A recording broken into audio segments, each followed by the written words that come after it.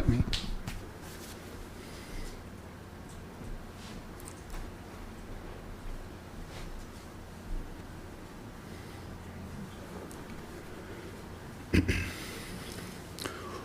Om Hiranmaye Parikoshe Virajan Brahmanishkalam Tachu Brahm Jyotisham Jyoti Tadyadatma Vidho Vidhu. Shining like burnished gold, highest and deepest, the core intelligence of living beings, partless and indivisible, free of any and all taint, the essence of everything which all beings seek, either consciously or unconsciously. There shines Brahman.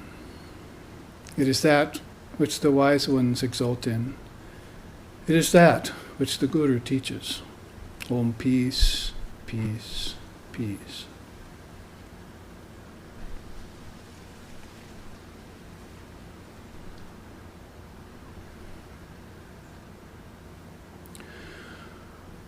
Om Vedanta Siddhanta Nirukti Resha Brahmaiva Jivaham Sakalam Jagadja Akanda Rupa Stiti Reva Moksho Brahmadvitiye Shrutayaha Pramanam. Om Shantihi Shantihi Shantihi.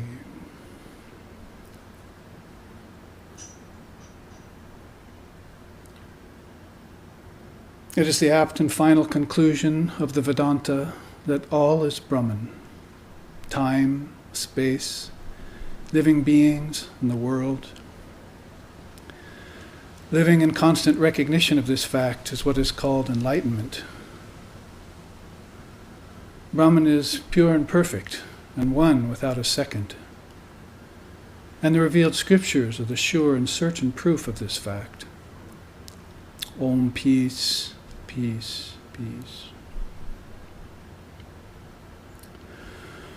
Om Sahana, Om Sahana Vavatu, Sahanau Bhunaktu, Sahaviryam Karvavahai, Tejasvi Navaditamastu, Ma Vidvishovahai.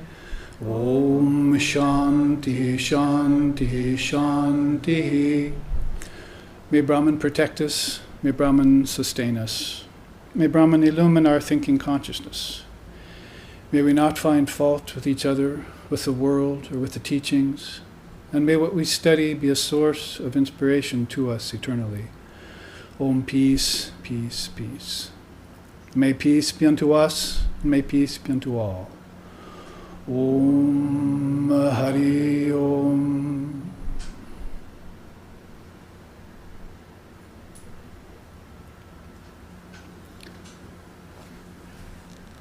Welcome today in this Sunday afternoon class on Vedanta. We have been presenting classes in the Advaita tradition, that is non-dualism, the I and my Father kinds of teachings that are so abundant in India and so many of the revealed scriptures, as we just chanted about. So last month and this month, we are going on with the Advaita Vedanta series. Although, as we've said, Advaita Vedanta impinges so much upon Vishishta Advaita and Dvaita, that is, qualified non-dualism and dualism. All of these other teachings which are more practical, which are less cerebral, less abstruse, are also very pertinent to our daily lives. So the scriptures and the seers allow for them. It's just that if they had their druthers, they'd be speaking all the time about this subject of non-duality. But admittedly, it's very difficult to speak about this reality, this non-dual Brahman, or Allah, or Almighty Father, Tathagata Garbha, Buddha nature, by whatever name you call it in whatever tradition, very difficult to speak of it. So that's probably why they're silent most of the time, many of these seers, especially when they go into states of samadhi or satori or nirvana or a sampragyata samadhi. as the father of yoga called it. So necessarily then, when we enter into a class like this, we sort of gravitate to the qualified non-dual teachings, which are wisdom, which are knowledge. They necessarily visit the aparavidya category. And what we mean by that is not secular subjects, because the rest of the world, for a greater percentage of the time, is concentrating on those. We get them everywhere we go. Unfortunately, these non-dual teachings are given very rarely, and also at home they need to be given to your children. We wish they had been given to us here in the West as we were growing up. We had to have heard them a lot earlier, and it would have saved a lot of suffering, which is one of the reasons why these teachings are presented, is to get rid of unnecessary suffering. I would say it's impossible to get rid of suffering unless you go into that non-dual state of samadhi, of course.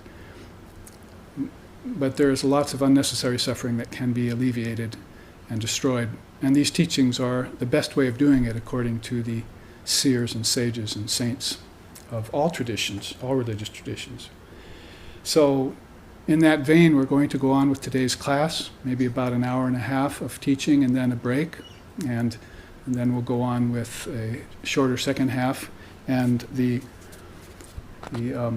announcements I want to make here are that we want to welcome everyone here, the local Sangha here on Hawaii, the Big Island, here in Honaka'a at the SRV Ashrama, as we overlook the ocean in this beautiful place that we live. And we gather in aloha, love, and on this beautiful land, aloha aina, the love for the land that we share here in Hawaii. And Hawaii, which is a great melting pot of many different cultures and races, and which is a sort of a good template, you might say, for trying out these universal teachings of Vedanta in the West, because Hawaii is a good stepping stone halfway between East and West. Many of us, when we fly to India on pilgrimage and go there for our teachings to see our gurus and so forth, we stop here in Hawaii and then head to India from this place. So it's a great stepping stone. You might say 5 or 6 steps because of all the islands here. And so I want to welcome everyone here in the local Sangha. I also want to welcome our students and friends from around the world who are attending live stream. And I think this is about the 3rd Sunday class that we've had live stream, so we are reaching to my students on the East and West Coast, which are in different time zones, no doubt.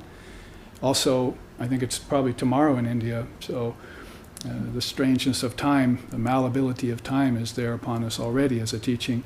As we speak to my students in India who are tuning in, we welcome you. And also we want to thank the Advaita Academy for making these live streaming classes possible by helping fund some of the equipment that is necessary for it. So we thank you very much. Also, we will break for 15 minutes during, oh no, that's not the right announcement. We'll save that one. So Advaita Vedanta is the subject at hand, and necessarily we have to speak around it. We have to point to it. However, we don't want to be like those students who were with Lord Buddha, and when he pointed to the moon, they looked at his finger. That's actually rather a good teaching, not to look to the personality, but more to look toward the principle. As our great teacher, Swami Vivekananda, said, God is a principle, not a personality. So the longer we can keep the personality worship from hampering the tattvas, the principles and the teachings that we have to learn, the better it will be for us and for the world. Let people find the avatars and the gurus and the preceptors on their own, because that's a matter of more of the heart and of bhakti yoga. But as we were saying last week at this very location here in Hawaii, is that bhakti and jnanam are like the two wings of the bird. So we have this need to integrate the yogas. That is, we sit and we take teachings for a few hours, then we go home and we sit in meditation, and we find that our meditations are fueled in a very positive way. You might say, well, I thought we were supposed to get rid of thought. Yeah, probably get rid of all the mundane and conventional thoughts that are constantly going through your head. But very rare is the person who can immediately jump to the non-dual and worship in such a way that is immediately a matter of coalescence and perfection. So one of the ways in which we meditate is on the Jnana Marg, on the path of wisdom. And if we replace the negative thoughts in our head, the klista vrittis, as it's said in yoga, with the aklista vrittis, the more positive thoughts, then it will be very good for our mind. And of course our mind is what needs the transformation, not our soul. Our soul is already perfect in Vedanta. It's just a matter of trying to connect with that soul, find it and then connect with it, which is a matter of disidentifying with the unreal and identifying with the real. Nitya, anicca, vastu, viveka, one of the great Sanskrit sayings in our tradition. Nitya, the eternal, anicca, the non-eternal, and vastu viveka, the difference between the two. We must discriminate between what is essential and what's non-essential. Or if you want to put it in easy words that are familiar to us, try and separate the wheat from the chaff in your everyday life. And then once you do that, don't just say, I've done it. Then concentrate on transforming that wheat into a nutritious meal and eat it, imbibe it. So that's what we do with this wisdom yoga. It's very effective. It's, as Vivekananda said, the quickest way to destroying ignorance is with wisdom. And Sri Krishna agrees in the Bhagavad Gita when he says, Nahi gyanena sudrishyam pavitramiha vidyate. In all the world there is no greater purifier than wisdom. So we can work on the pH level of our blood in our body, but I prefer to work on the pH level of my mind with a pH called philosophy. And that transforms my mind into a image cut in the divinity of the Lord, if you want to put it in bhakti terms. And then my body simply follows suit. My body and senses follow suit. This is actually one of the great secrets of Lord Buddha and Sri Krishna and other great souls, that they've come to us with a pure mind already. I'll have a teaching for you today about the pure mind, because we have been speaking in terms of the Jnana Matra, if you remember, the wisdom particle. The wisdom particle, I'm positing that sort of as a contrast to the material particle. So the material particle, we know, is changing at a very swift rate. And there's subatomic particles changing at a billionth of a second. So your house actually here is built on sand, the shifting sands, and not the bedrock of a particle that's probably more real, more substantial, more essential. So all the objects that we're encountering in everyday life are really appearing to us as an illusion or as an appearance only, non-actual. So if you were going to separate the wheat from the chaff, you'd probably want to see the essence of the object, and probably on your way to do that, you'd find the seer is more important than the seen. And possibly the predicament that you've fallen into is that the seen has become master of the seer.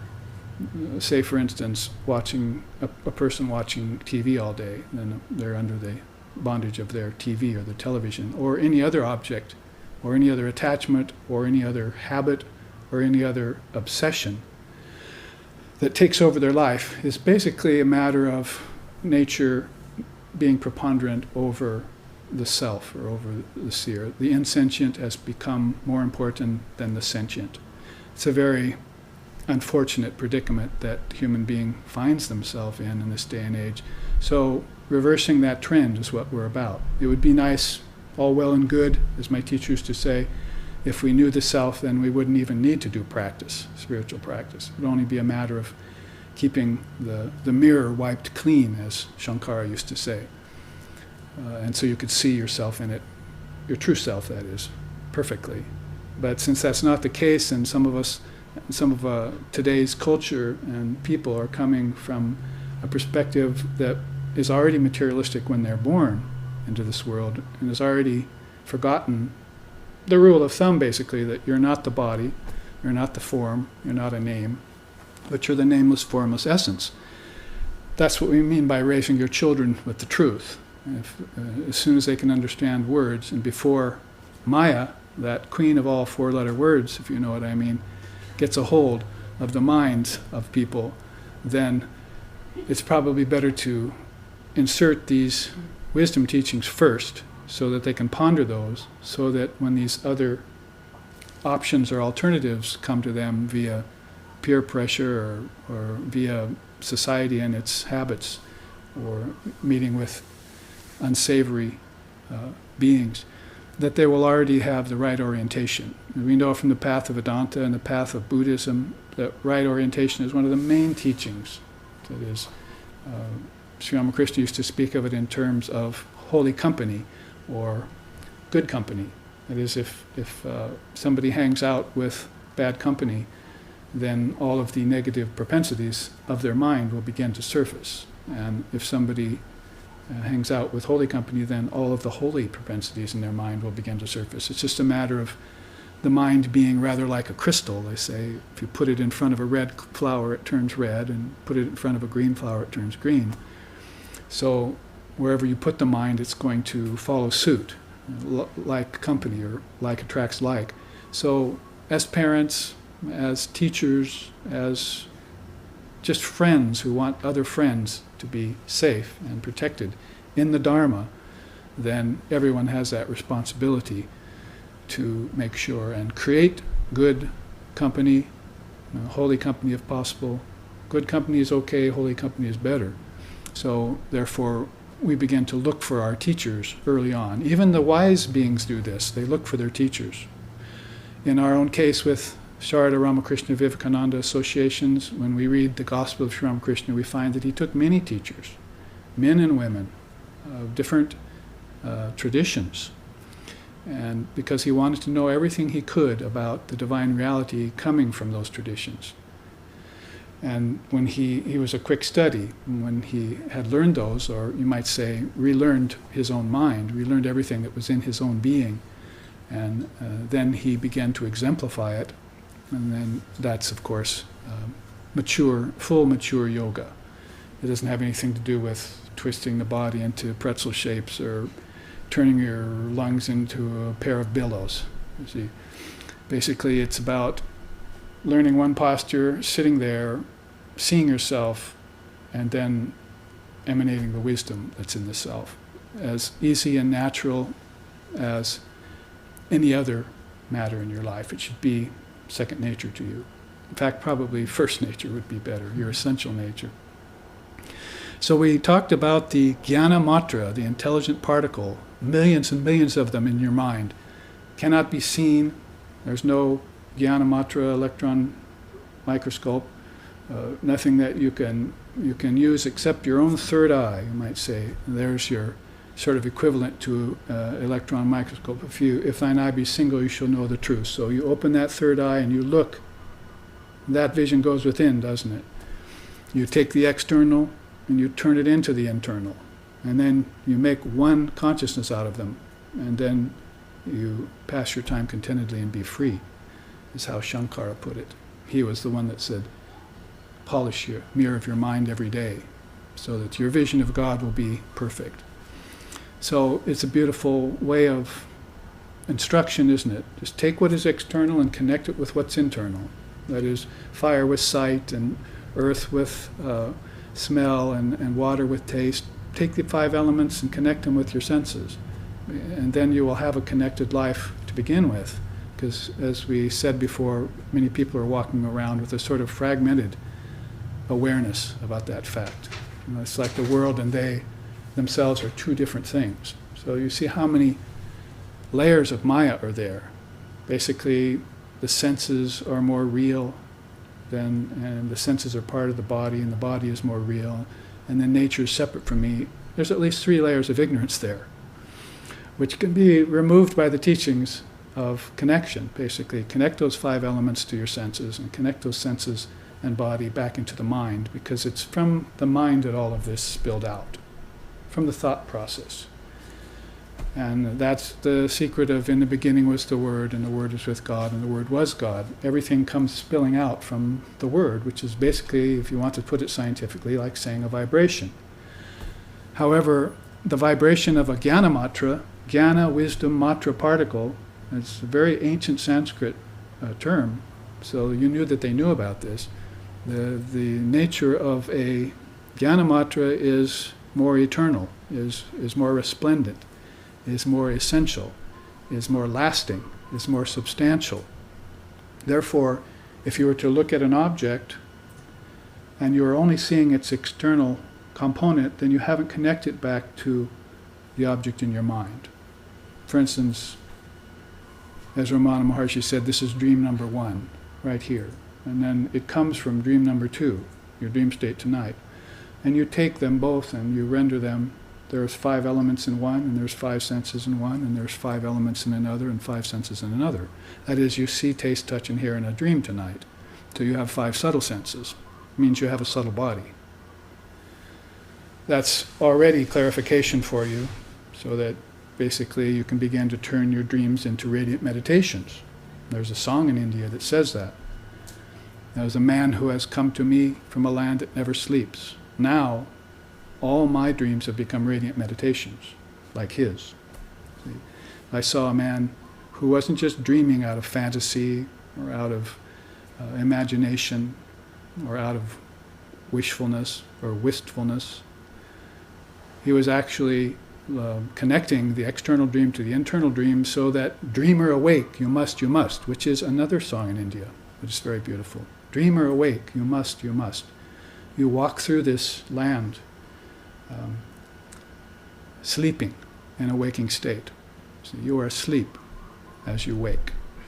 So if you were awake, when you were awake, you'd have yogic insomnia. See? And you would be in an ever-awake state. And you could take that into all levels of your existence. Basically, that's the secret of the seers, is that they're awake in every level of their existence, in the waking state, in the dreaming state, and even in the deep sleep state, where no objects exist, no ego exists, no worlds exist, except in potential. They exist in potential there. So these are connections to make in your everyday thinking process, as we just chanted. See. Now, to make those connections, it would be very good for the aspirant, whether he be Eastern, Western, or he or she, or old or young, or literate, however they consider themselves. It would be very good for that person to begin to think in terms of a particle that is subtle, a particle that's even causal. Gross, subtle, and causal. Begin to think in terms of 3s. Those are called triputis. The word is spelled A-U-M, Om. It has 3 matras, doesn't it? So right there are 3 Jnanamatra particles that you're to meditate on. And when you hear about them, you find that the A is the waking state, and the U is the dreaming state, and the M is the deep sleep state.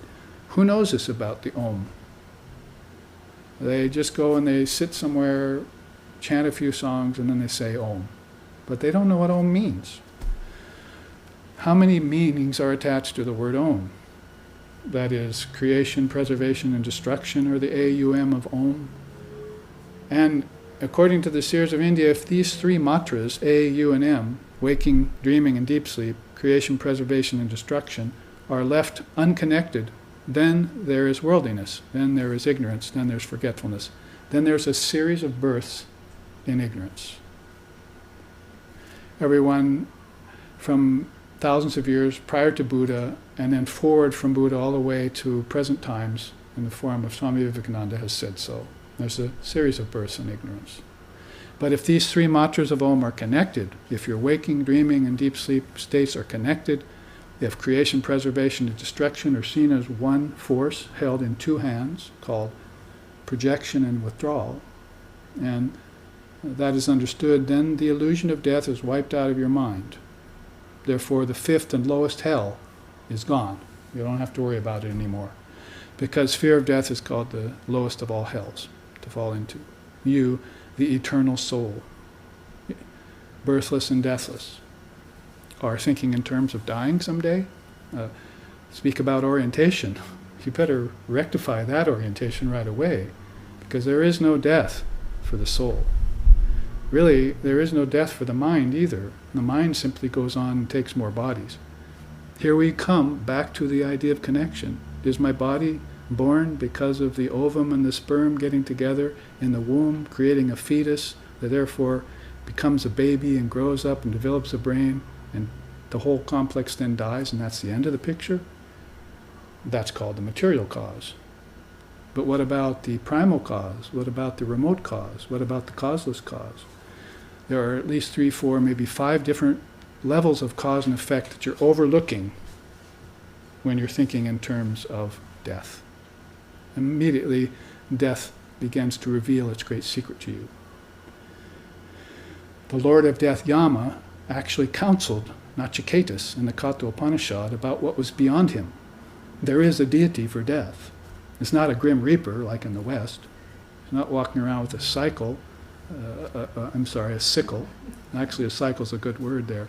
Freudian slip, thank you. Although Freud never had Oriental people on his therapy table. If he did, he would have found out that there are people who believed in other births, who births are beforehand.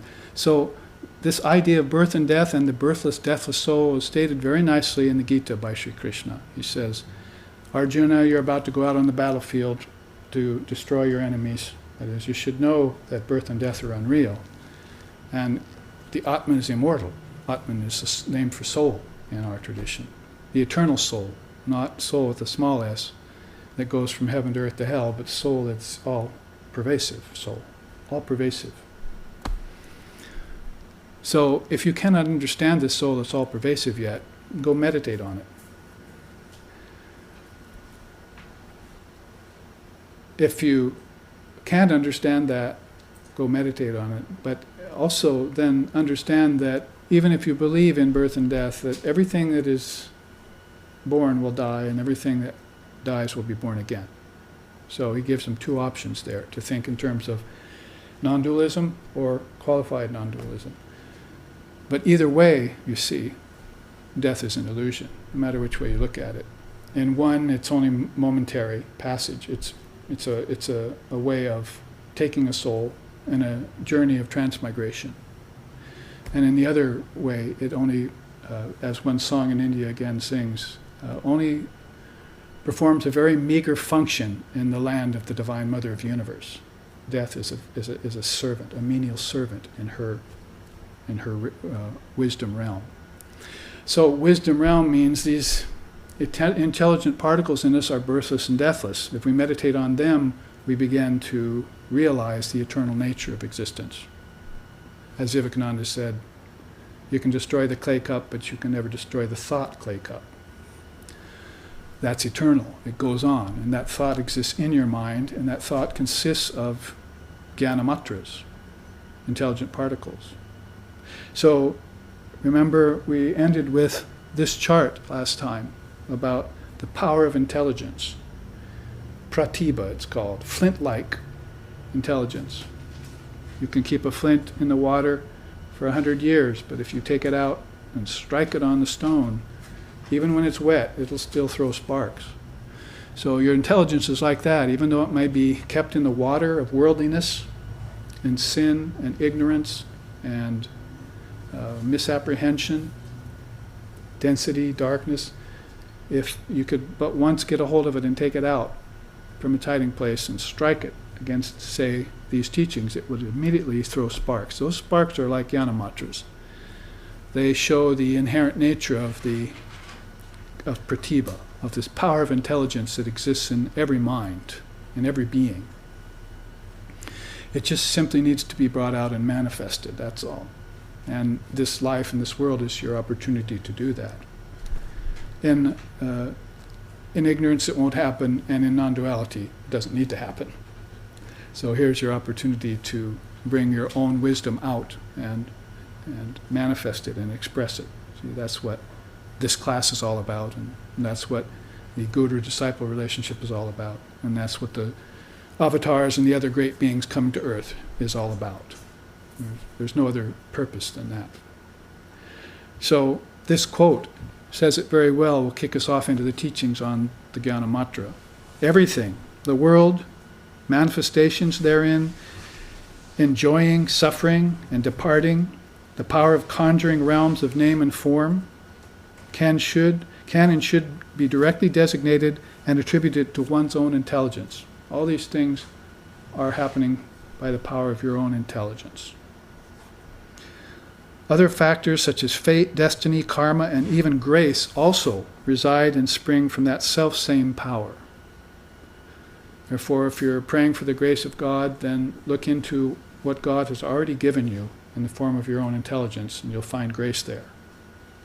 Now, take that grace out and bestow it upon yourself. Every day, as long as it takes to do away with the false misapprehension that grace is somewhere off in the distance. It will never come to you. Or that it needs to come and go at all. See? Grace is inherent in the intelligent particle, and the intelligent particle is in you. Like little Russian dolls, held back inside of each other. See? That's why you made that connection between the external and the internal, to render them into one indivisible state, so that you could begin living in oneness. If you never make that connection, what do you expect? That your mind is going to be fragmented, that you're going to get Alzheimer's eventually, you're going to forget everything. You haven't developed the retentive power of memory in your own cell, in your own wisdom cell. See? So that's why, and going back to our main chart on the Jnana Matra, the cell has a protective cell wall called retentive memory, Smriti. That's Mother's gift to you. That's God's gift to you. We pray in the Chandi, say, Ya Devi Sarva Bhuteshu Chetanete Abhidhyate Namastasyai Namastasyai Namastasyai Namo Namaha. Ya Devi Sarva Bhuteshu Smriti Rupena Samstita Namastasyai Namastasyai Namastasyai Namo Namaha. I salute thee, O Mother, existing as the wisdom power in all beings.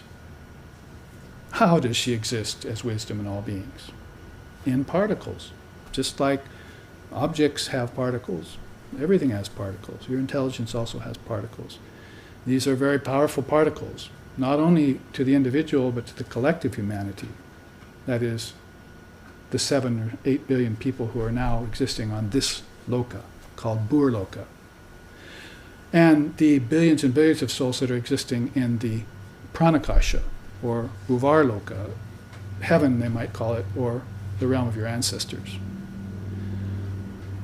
Much intelligence there. If it were amassed, it would be Chidgana, you see. Chidgana means a mass of consciousness. And sentient, fully sentient. So this protective cell wall is called remembering. You see, smriti. Don't forget to remember. Don't forget to remember your Divine Mother. Many, many songs there in the wisdom tradition. For instance, say, Etani vinati raghunandana se chittaham sahamara bitauji. Chittani mamsaham vansana se chittaham sahamara bitauji. Chittaham sahamara bitauji. Chittaham sahamara bitauji. Chittaham sahamara bitauji. Itani vinati raghunandana se. Oh mind, never forget the name of Sri Ram. Sri Ram, may my mind always be in constant memory of him, like a soaring swan freed from a cage, and always returning to the refuge of Sri Ram's holy feet. So you can put this in terms of wisdom, jnanam, but you can also put it in terms of sweetest bhakti, sweetest songs. I mean, basically, when people have these realizations of wisdom within them, then they have to manifest it, as we just said, right? So they'll express it in various ways, through stotrams, through bhajans, through songs, through singing and dancing in the bhakti tradition. And all of it pregnant with meaning. None of it is just for a whim or for fun or for a farce or for just capering around, cutting capers, as Sri Ramakrishna used to say. It's to express this divine wisdom which is within. All knowledge lies within you. Kingdom of heaven is within you, however you want to say it. So the power of retentive memory is there, you see, in the cell. Smriti rupena samstita. In the very form of Mother Wisdom, it's there in you. Becoming assured of that fact is called enlightenment. So don't keep yourself from enlightenment for another second. Find this Mother Wisdom within and affirm it, and then take it and express it to your friends, to your family, to your children especially, and realize that the world is made of more than just atomic particles. It's made of a subtler kind of particle, wisdom, intelligence. It's all sentient. It's all vibrating. And the death is an illusion thereby. It's a birthless, deathless cell. It only, when the cell wall becomes weak, then it begins to forget, that's all. It's never destroyed. It just becomes forgetful. And things of all kinds cause it to forget. See, like fascination with name and form and appearances. And others like Namajapane Kyu Chordiya Ramana Napane Kyun Chordiya Rama Namajapane Kyun Chordiya.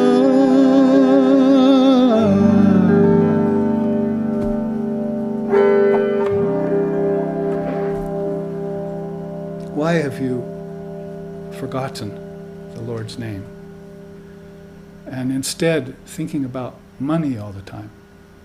Don't you know that Ram is the owner of the whole universe? Why should you be flattering the millionaire? Why don't you flatter the Lord instead? Why don't you think about the Lord instead? Namajapanekyun, always chant the name of the Lord. Oh, this wisdom particle causes you to think of wisdom itself. Wisdom of the sweetest kind. That's why the seers are in tears or in eyes rolling up in the head and hair standing on the ends of the arm and skin horripulating. In Hawaii, what do we call that? Chicken skin. Chicken skin, brother. So you get chicken skin. In spiritual life, you get a kind of chicken skin that's much more substantial. You see, it's not just because you were scared by some walker, ghost walker, yeah, the marcher. Mm-hmm. It's that you had a vision of divine reality within you, and that gave rise to real things, not unreal things, not phantoms or imaginations, but a vision of reality. And then a burning bush, or appearance of a seer along the road to Damascus, or seeing your ishtam in deepest meditation, or having dream vision, swapna siddha. All these things are possible once you enter into that kingdom of wisdom within you. And so these things that are keeping us out, attachment to money, to name, to fame, to conventional religion only, to morals and ethics only, when we have the opportunity here to enter into the Dharma. The Dharma is a beautiful thing. It's a precious thing for all seekers of truth. It saves us from rounds of birth and death as a good boy or a good girl. Dharma is beginning to lead you beyond good and bad, beyond pleasure and pain. Not just seeking pleasure, but getting beyond the idea that you can have pleasure without pain, like a post-mortem emancipation in heaven. So it gets you beyond those kinds of strange ideas. Begins to make you think in terms of your eternal soul, not in terms of the finite, in terms of the infinite. Nitya, anicca, vastu viveka, the difference between the eternal and the non-eternal things. So let's waken our jnana matras. There are thousands of them in there, even one. You see, even one of them, one little teaching is like a Jnana mantra. So if you just take one teaching and concentrate on it for a few days in meditation, you walk around the world with that in your mind, doing your work just effectively and as sort of like a machine, like an automaton. But your mind is really on these beatific vision within you see, and all that it has to offer you. It keeps you going. That's why Christ and Buddha and Krishna and those kinds of beings were the most energy effective mechanisms we've ever known. Haven't they lasted the longest? Christ's name for 2,000 years, Buddha's for 2,550 years, Krishna's for thousands of years. Nobody's forgetting them. They were the greatest, most efficient, subtle energy mechanisms that we've ever seen. Because they didn't live by bread alone, for instance. Maybe they lived by a different kind of particle. Annam means particles of food. Anna, right? But it can also mean these more refined particles of prana. You live by prana, not by food, but from the prana that's in food. Your senses see by an energy that's subtle. That is, the power of the eyes to hear, power of the eyes to see, and the power of the ears to hear are different than the eye and the ear itself, a flap of skin and a fleshy orb. So there's a power there. And if you collect those powers of the five senses and put them all in the heart, they say, as yoga asks you to do, then you've got a great power for spiritual awakening. If your senses only go outward, then you're frittering away the energy, the potential there. But if you take them and bring them inward, reserve the power, place it in the heart in meditation over a period of meditations, maybe years, then this kingdom of heaven within you will begin to reveal itself to you, as it has to so many other thousands of souls. And the world still can't figure them out, why they're so damn happy, see? Why they're so content, why they're so peaceful, why they have not a care in the world, because the world is unreal, it doesn't exist. Why should I have a care in the world when there are no worlds? Or when all worlds are within me? However you want to put that. So we've been through this ground already. I'm just simply reminding you. Another part of the cell is vyapakatma, pervading quality. And another part is projecting power. So the cell has these different powers, you see. Remember, we're not talking about a biological cell here. We're talking about a transbiological soul. We're talking about a spiritual entity. And infinite in number, just like there are infinite particles. So if we talk about something that can project its intelligence, can also pervade everything as it's projecting, and is also the force itself of the projecting power. That is, all these particles exist within us, and we exist inside the Great Mother. See? That is the mother of all wisdom. The Vak Devi, the power, the mother of the word, so forth. They have different names for her. The Shakti power, sometimes they're talking about. So all of this is your sort of what makes up this intelligent particle cell wall. And it's retentive, you see, it's strong against forgetfulness. Once you learn about it, you can never forget it. Which is why some things you do memorize and you never forget, like the wisdom chants and the peace chants and the scriptures and so forth. You memorize them, you'll never forget them, and they fuel your meditations. If you're in a dire situation, immediately your mantra comes up. You see, oh, I think I'm going to leave the body, and your heart starts racing, and you're thinking this is the end. Then the mantra kicks in. See, I'm birthless and I'm deathless. And then you wake up again inside your body. Oh, I'm not leaving yet. See, I was just meditating. I went to the far fringes of relativity, and I caught a glimpse of the Absolute. That's all. There was a story of Sri Ramakrishna and the young Narendra, Swami Vivekananda, as a teenager. So Sri Ramakrishna asked him, if you were a fly and there was this big bowl of nectar here, what would you do? And And Vivekananda, the young Naren, said, I light on the edge of the bowl and crane my head over and sip the liquid with my tongue, being very careful not to fall in and drown. And Sri Ramakrishna laughed uproariously and he said, no, that's the nectar of immortality. You can't drown there. That's your true nature. You want to dive in. So the fly is rather foolish. The human soul knows. That's the nameless, formless essence out of which all names and forms have come. You might call that a pool of potential, like the word Om is a pool of potential, wisdom potential, where all these souls are, where all these particles are collected. That is, if the form gives way, the particle are merging into the one ineffable ocean of consciousness, the sorrowless ocean of light, as Patanjali, the father of yoga, called it. Ashoka Jyotishmata, the sorrowless ocean of light. Nice metaphor to meditate upon. See. Inside of yourself, consisting of billions and billions of intelligent particles. No wonder they get blissful, see, when they connect inside with that.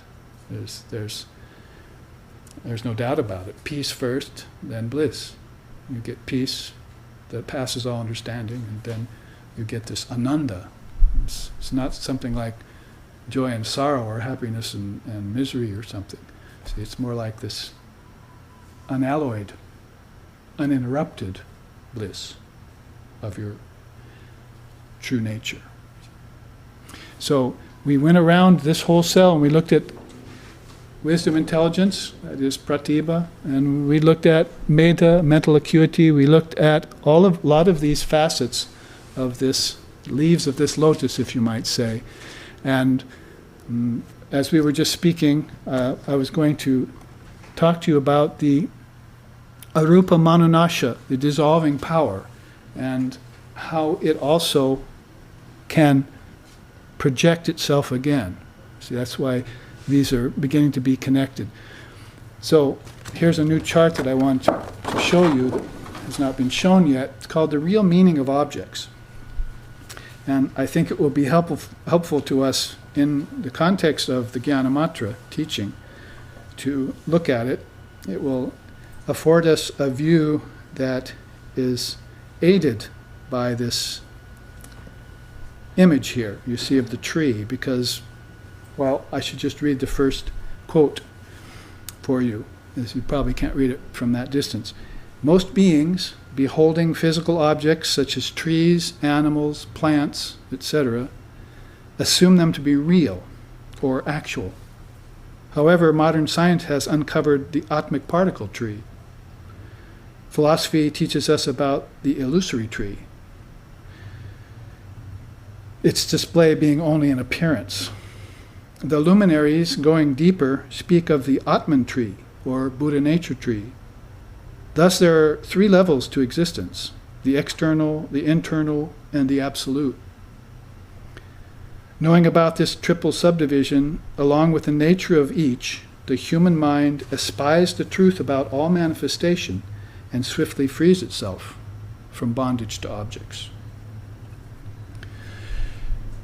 So we see here as some of the teachings that I've mentioned earlier already here in bold.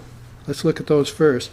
Yogic rules pertinent to objects. That is, if you went to a yoga teacher, and I'm not talking about hatha here or pranayam, that is somebody who's teaching you about the sentient self and its relation to Brahman, Jivatman and Paramatman, the connection between the apparently individualized self and the true self, and how to break down the subdivisions or the lines of demarcation that are at present standing in the way of that oneness or realization. These yogic teachings would teach you, number one, that objects are empty. Now, when they say empty, or maybe use a Sanskrit word, say shunyata, empty of what would be the question.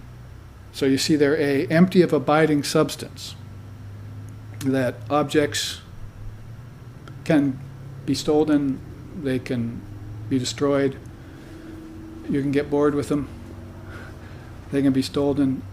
I've just said that. So basically there are several ways in which objects are reasons for caution. They can also cause suffering, so you want to detach from them. So empty of substance also means, from the standpoint of modern science, that if you could look at them, you'd see that they're just basically a vortex of swirling particles held together by some unnameable force. Or let's leave it unnameable right now. Some people would just call it, we don't know what it is. Other people would call it love. Both of those explanations are a bit too simplistic, I think. So whatever holds together the congealing power of the solid object is something to be meditated on. This is why which the yogi wants you to meditate on earth, then water, then fire, then air, and then ether, so that you know the nature of the 5 elements that your solid, liquid, gaseous world is made of. From there, once you know that, and you become akamai, as we say in Hawaii, in the know about these 5 elements, then you can begin to look at it in terms of energy. You've looked at it in terms of matter now look at it in terms of energy. Then look at it in terms of thought. So matter, energy, and thought are the 3 levels of meditation that you would undertake. Meditating, if you want, on the worlds, on the heavens, and on your own intellect. These are triputis again, triple teachings, which give you some homework to do. If you went to school when you were younger, you had homework to bring home. You're coming to this class to hear about the Jnana Yoga path, you also should go away with some homework that should be done in your deepest meditations. That is, memory work first, some study of scripture, and then some deep meditation is going to be a winning combination for any spiritual aspirant to destroy and do away with ignorance forever. There's another beautiful song in India. One day I awoke, and my ignorance was gone, utterly gone.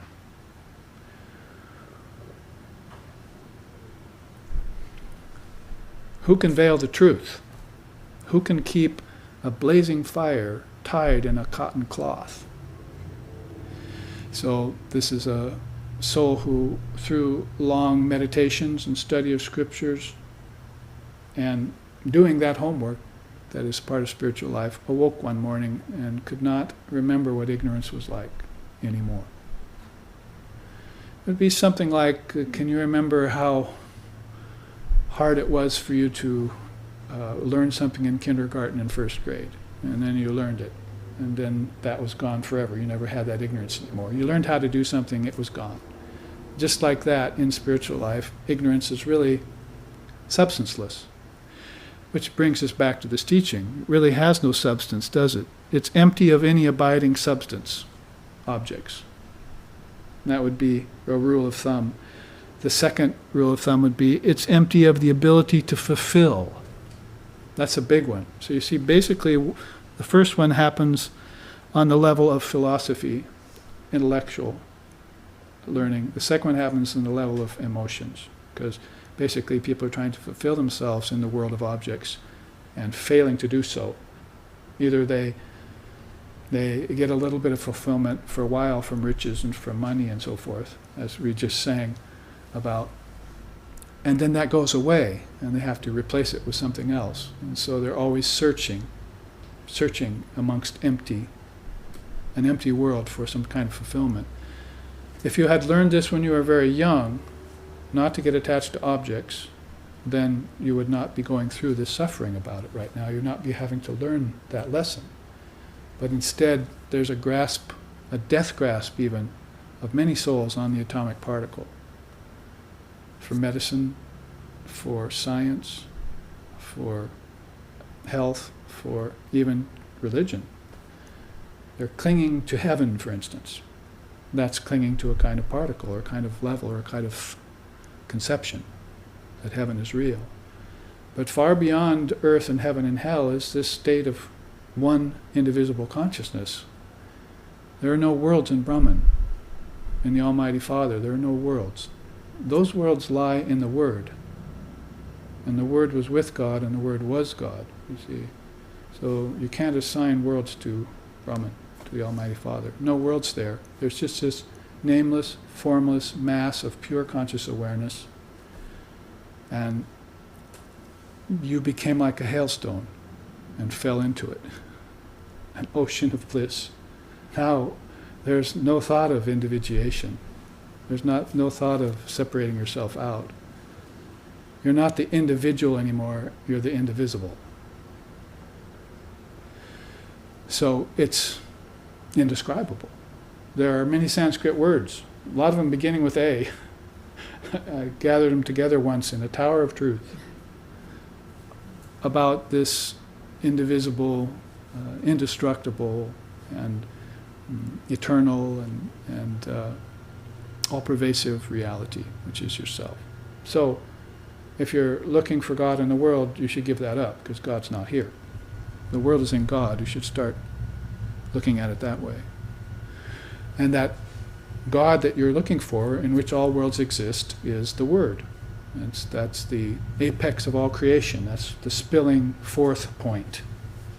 That's Om, A-U-M. I'll show you a chart on that in a minute when we finish this one. The 3 matras of Om and how they pair up so nicely with our Jnana Matra, intelligent particle. So back to this teaching, those under that category that objects are empty, what? They're empty of substance. Science has even proved that to you. And they're also empty of the power to fulfill you. That's what we should have learned early on. Your parents should have taught you, say, you cannot own anything. You might come up to me and say, I'd like to own nice things. Can I have nice things? Why can't I have nice things? Oh no, you can never have them. You can never own anything. You should get that straight right away, my dear. Do not get attached, do not own, do not covet the goods of other beings. That's in the scriptures. But you can move amongst them. You can move amongst nice things. You should just move amongst them by way of association, but never by way of identification. You associate with them, you never identify with them, because it's not just a slap your hand, no, don't have that, you can't have that teaching. It's based on these principles of philosophy. They're empty, that is, they're not what they appear to be, and they're not also going to fulfill the promise of fulfillment that is lurking on their exterior. Oh, come, enjoy me. But that enjoyment is finite. And in fact, if you enter into it as a path, as the West has done, it's called the Bhoga Marga. Kind of a bogus Marga, if you ask me. But Bhoga means enjoyment.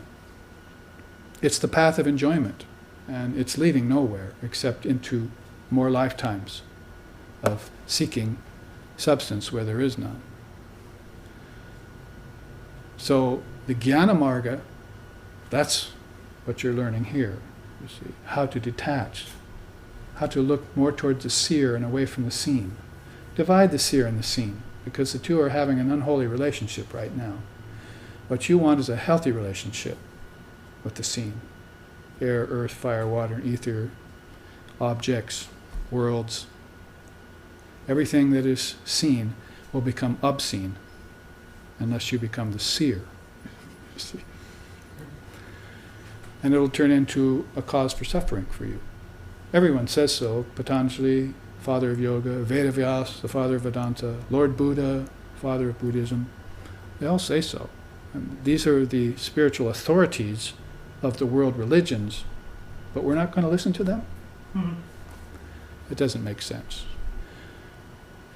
If you have a court case, you go to a lawyer. If you have an illness, you go to a doctor. But if you have the illness of forgetfulness of the true nature of things, you're going to have to go to a seer. And they will tell you, they will clarify for you what your illness is and what the remedy for it is.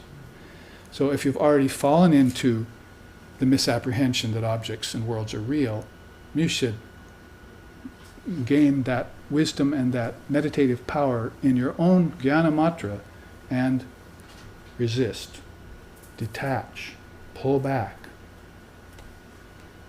and become the witness again, you see. If we wanted to segue right now into that, here it is, Sakshi Chaitanya, the witness intelligence that's a part of that cell. There's a power of detaching in that cell. Actually, you use that, you open up that cell and you say, what's going to be good for me today in the makeup of my own intelligence? I think I'll concentrate on this aspect called witness consciousness. I think I will practice witness consciousness today. I'm not the body, I'm not the prana, I'm not the mind, I'm not the intelligence, I'm not even the great mind, I'm not even the word. I am pure consciousness. Shivaham, Shivaham. I am Shiva, I'm Shiva. I am the witness of all phenomena. I'm never the phenomena itself. That's a show. That's a sleight of hand of Maya. That's a misrepresentation of the truth. An object is the misrepresentation of the truth. At best, it's a manifestation or an expression of God. At worst, it's an outright illusion and a cause for attachment and bondage. And forgetfulness then of everything that's infinite. You've traded the finite for the infinite. Instead of assaying the pure gold of your own intelligence, you've now traded it away for a world of glass marbles. I'm quoting a song again.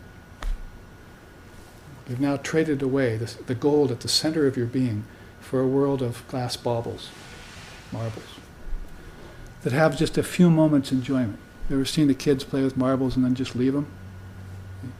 Well, actually, maybe that's a good analogy for what you should do. You should leave them when you're done with them, you see. That power of detachment then is Sakshi Chaitanya. It's being a witness of phenomena, never getting sucked into it as being the reality of the situation. You are the reality of the situation. And therefore you're not a phenomena, you are the witness of all phenomena.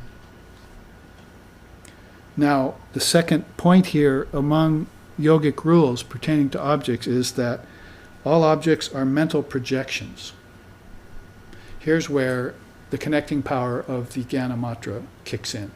Basically, I could just realize these first two, they're empty and they can't fulfill me, and I could then pull a move on it, you see.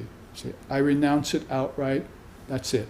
I'll never, ever again have any association with objects again. And some souls can do that, and do that, and they find the final beatitude through that route. But not all beings are that strong, or that full of renunciation at the outset. So probably better for them if they begin to connect it. Where did all of this come from? I should see how I got myself into this mess called embodiment.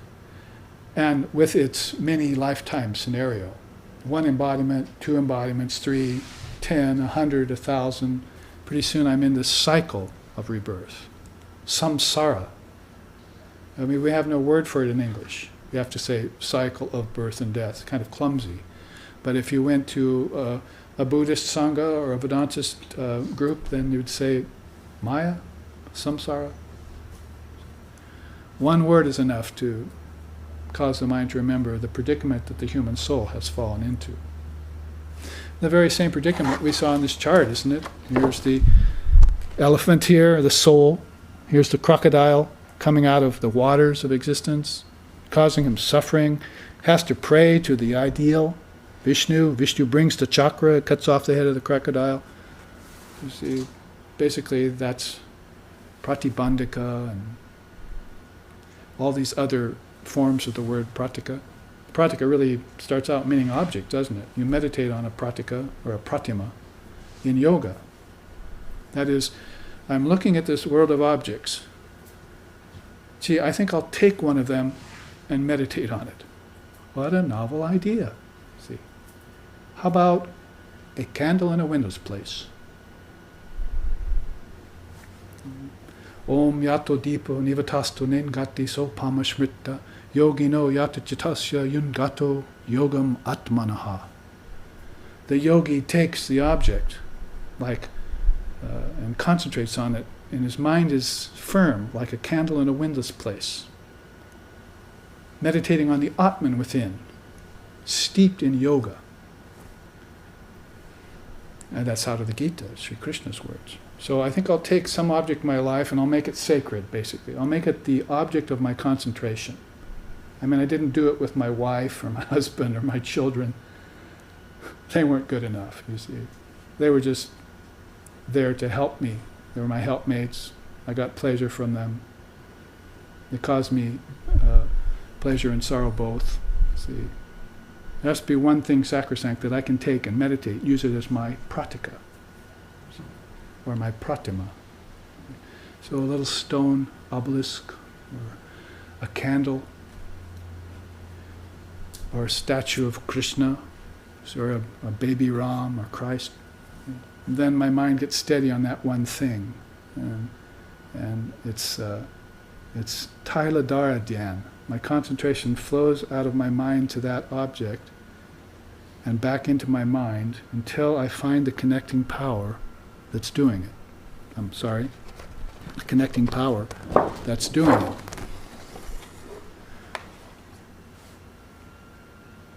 Tailadara Dhyan means the flow of oil from one beaker to another. Now my meditation, it's a metaphor for meditation. If I could pour the contents of my mind into another beaker like oil, there would be no splashing. It would be like a perfect rainbow arc of oil, not like water, but just this perfect flow from one container to another. And empty my contents of my mind, all its power of concentration, into the divine. Well, by practicing it outward into the pratima, eventually I'll be able to turn it inwards towards Atman. That is, there are pretty much three things inside me I can meditate on that are of the highest import: the Word, myself, and Brahman. I mean, you could take cosmic mind too, or Ishvara. So there are several things inside that you could meditate upon, like the mantra, but that's part of the word, isn't it? Actually, when you find the word, you'll find out the Trinity is there in the word.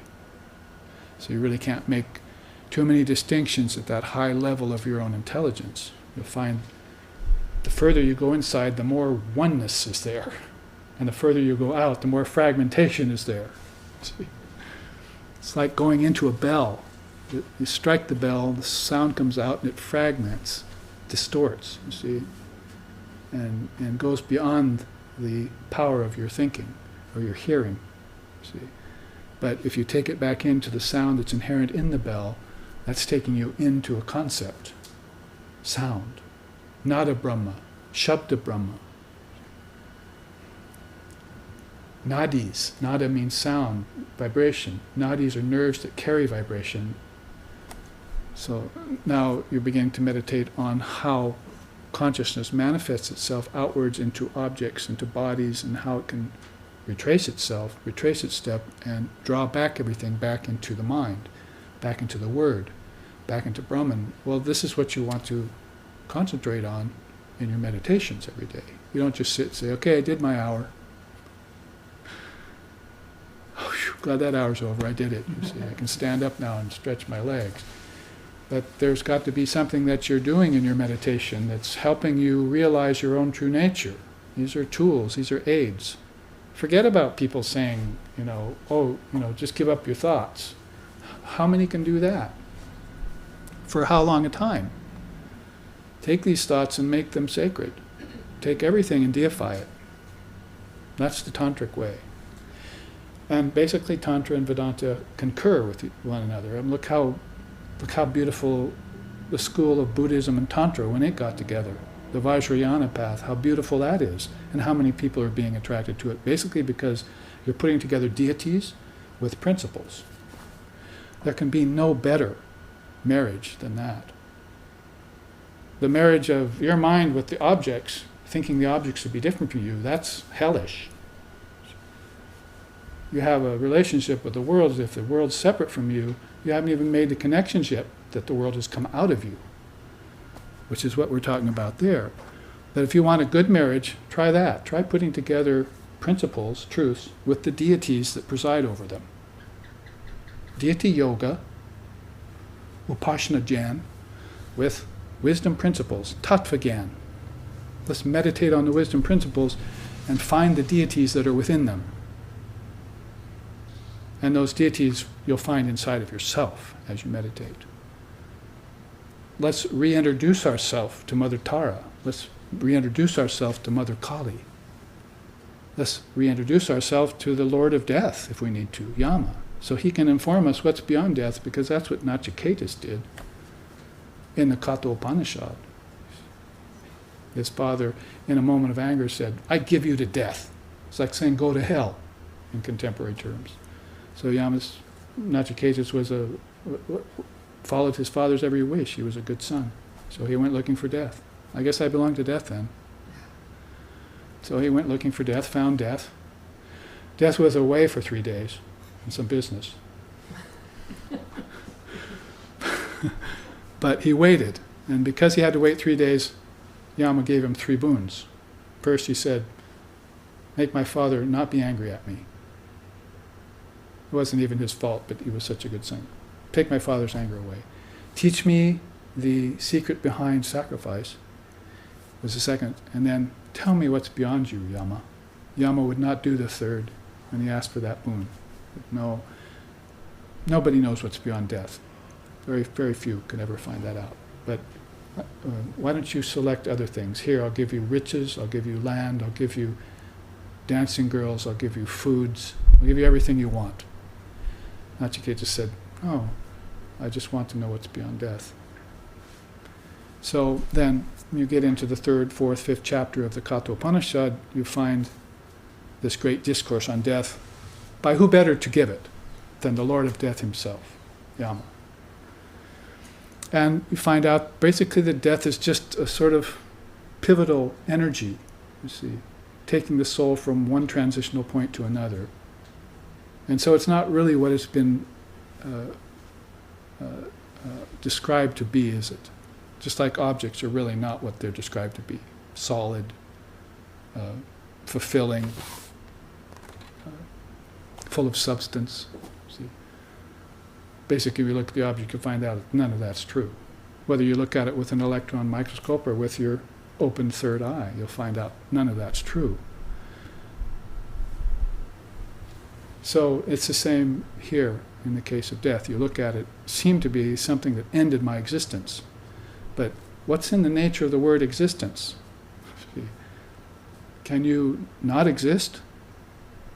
Or is your nature existence itself? Or take it beyond the individual, take it to the ultimate. Brahman is existence itself. It's called Sat. Sat means existence. It's called Chit. Chit means intelligence. It's called Ananda. Ananda means bliss. It's existence, knowledge, and bliss, absolute. Satchidananda, one of the greatest words for divine reality ever coined, or ever brought forth out of the intelligent particle, because that's where it came from. We're not going to forget that word for thousands of years, for millennia, for lifetimes, for yugas, for manvantaras. For 4,320,000,000 years, objects can march on, but we'll never forget the source of objects. Or if we do, then we're lost in the realm of objects. So memorize this yogic rules pertaining to the object. Teach it to your children. Get yourself free from attachment to objects. Move amongst the objects, knowing them, knowing their true nature. And then, once you do, you'll find out God can never be objectified. That's the ultimate lesson to learn. God can never be objectified. God, whatever you want to call it, by whatever word or divine designation, is the eternal subject. It's not the passing object, the form. It's not a world, it's not the 5 elements, it's not your body, it's not your mind, it's not your intelligence, it's not a God, it's not an angel. It's impossible to be objectified. It's not a name and a form. And so all of a sudden we start speaking about Advaita. You see. Everything that we've been learning leads up to Advaita. Now, not only do we have a few words, a few fingers to point at the non-dual reality, we have some basis upon which to understand it. I'm saying the intelligent particle is one of the most valuable ways of understanding it. If you can take it in, contemplate it in your daily meditations, deep within your heart. So those are some good rules about the object. Let's look at the rest of this. You can see how the tree has faces in it. Basically, the idea is that there is the solid appearance tree. That's what we see. And why limited to the tree? There's plants, other kinds of plants. There's the ocean out there, which we can see from our window here. There's bodies of all kinds in space and here on Earth. All of those objects then are an appearance in nature. Call it Maya, the appearance of things. If you're a aspiring truth seeker, then one of the first things you'll do if you enter a Vedantic path is to practice this art called Vivarta. Vivarta means false superimposition. Oh, I see, this is all a false superimposition over the non-dual Brahman. Houses, forms. So you don't walk around saying, oh, how beautiful, how beautiful. You walk around saying, isn't God beautiful, isn't God beautiful? Because all of this changes. What do I mean by change? It's born, and that's not very beautiful. It grows, that's difficult. It, subject to birth, growth, disease comes, decay comes, old age comes, and death comes. How beautiful can a world be if those are the 6 transformations that are a part of it? How beautiful can it be when the beings in it give rise to lust, anger, greed, envy, jealousy, shame, pride, pride of caste, pride of lineage, grief, delusion. In other words, called the 6 passions and the 8 fetters. If those are your playmates at recess, then is this such a playground?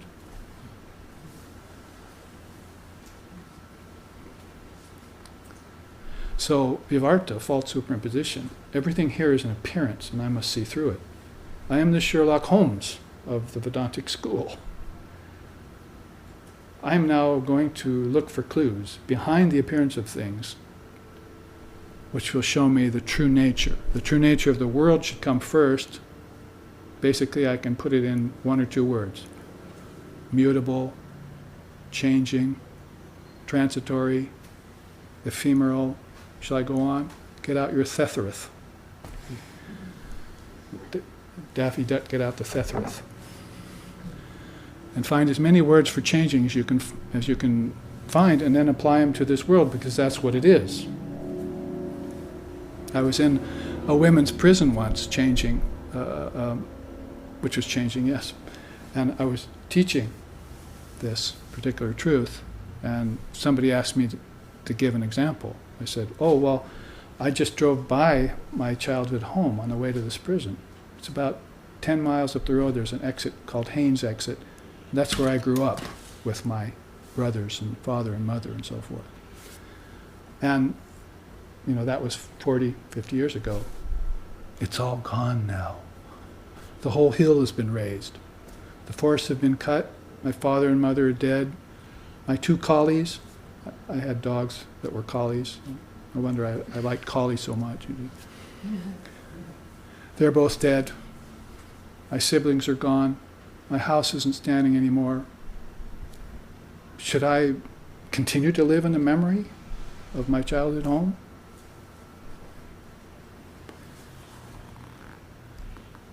So everything is constantly changing. And if I look into it, at a billionth of a second, it's changing that fast. My mind just slowed it down so I could enjoy some 19 years of deference to upbringing and family and school, which I didn't like. Time became slowed down, solidified in my mind. Objects came out of my mind and solidified for me. I was surrounded by pratikas and pratimas, but I didn't know how to meditate on them. Instead, I was taught to own them. This is my teddy bear. This is my bed. This is my room. This is my house. These are my parents. How many parents have we had in this march of lifetimes? How many children have we had? How many times have we suffered at their death? How many times have we rejoiced at their birth? I mean, everyone likes to see a baby, but nobody wants to be a baby. Isn't it? Or do you like to be helpless and not able to do anything for yourself? Have your diapers changed all the time? Is it so fun? So this changing world is ephemeral. Know the nature of it. And then the next thing you're going to know is the nature of mind. And then finally, somewhere along the way there, hopefully you're going to get interested in and find the nature of Brahman. Eternal, indivisible, absolute, ultimate, all-pervasive, indestructible. Many words for it again. It's Vastu Viveka. Nitya, Anicca, Vastu Viveka again. It's separating the wheat from the chaff. We should be teaching our children as soon as they can understand words how to do that. You talk about, getting your priorities straight. Mm-hmm. And maybe you talk about, it's time to clean out the garage or something. It's been haunting me for months. But when the seers talk about getting your priorities straight, this is what they mean about. Well, let's get this whole shooting match together from the standpoint of who am I? And what is that? What, why, where, and when? What, name and form, why? Karma, when, time, and where, space. And finally, who? Those are the 5 W's. It would have been better to start with who and then look at the other 4. Basically, people are caught in space, in time, and doing actions and suffering the results. And that becomes a Kala chakra. That's how Buddha called it. Kala means time, chakra means wheel. It's a wheel of time. And in that, people are experiencing samsara, a wheel of birth and death and ignorance. And they can't get off the merry-go-round. You say if you stay in a bathtub too long, you get wrinkled. If you stay in the bathtub of this samsara, this kala chakra too long, you get wrinkled. It means you die many times. You get old age. Everything wrinkles. So some want out. I'm done having fun in the merry-go-round. In fact, I'm getting a little nauseous. Can you stop the merry-go-round and let me out? Let me off, but maybe it's too late. You see, hard to, when the thing's spinning so fast, jump off. So we go inside and we stop the process. Cease. Be still. Hum. If Divine Mother wants to stop the play, she has a bijam for it. She says the word, everything freezes in place. And she can walk away and just enjoy the peace, you see. Enough of this strife, this constant conflagration, this coming and going, this dream life, see? This projection in ignorance. Stop it all and be at peace. So don't get bored, get peaceful. Boredom means you haven't got the wisdom underneath you yet when you were forced into renunciation, when you were forced to give up that house, when you were forced to lose that child. When it came down to the end, you didn't have the wisdom behind you to know that the house exists in your mind. The child is an eternal soul. And you can never lose those things. You cannot destroy those things. They're indestructible because they all came out of the indestructible word. And the word is full of indestructible particles. I just need to get a hold of those and get into that stream. See, there's a stream of particles going towards matter, and there's a stream of particles going towards enlightenment.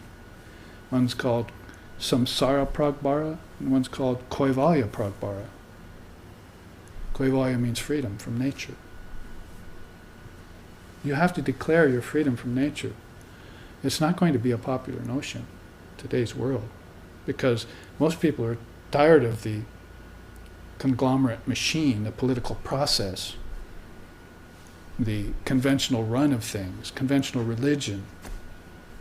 Even the houses and homes and children, you get tired of them. They all end after a while. They're not eternal. So that's boredom in the end, isn't it? But with these wisdom teachings, if you're manned with them again, they become yours. If you open this flow of intelligent particles, you get out of that stream of material particle and you get into that stream of wisdom particle. And there's no stopping you from then on. Boredom gets bored. You make fear afraid of itself. You put death in its own grave. So instead of from the cradle to the grave, as my teacher used to say, going on in ignorance, you put death in its own grave and never return to the cradle again. Neither your individual cradle nor the cradle of civilization doesn't interest you anymore.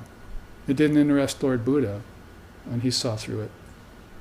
And he got off for good. Luckily, he came back. That's called an avatar, and I don't mean that in the Hollywood sense.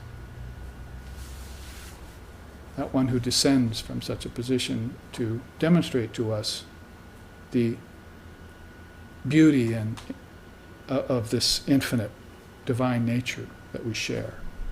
And the way people should be living together, like this, in a sangha, eating together, breathing together, sleeping together, learning together.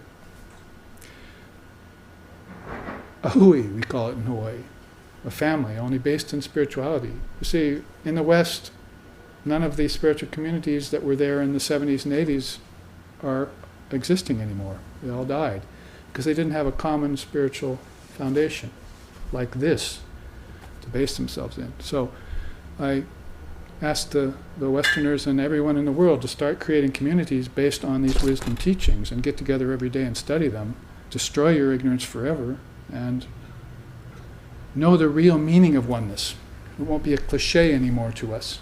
We'll know the unified nature, the essence, the homogeneous nature of all things, all beings. So that's what we'll end this half with. And we'll take a break and show some of these charts to our live streaming audience. Hopefully ponder the way to treat objects, and the way to look at the fact that you can connect them back to your own mind. And we'll talk more about that at the beginning of the second half. So here we'll take our break. Thank you for joining us.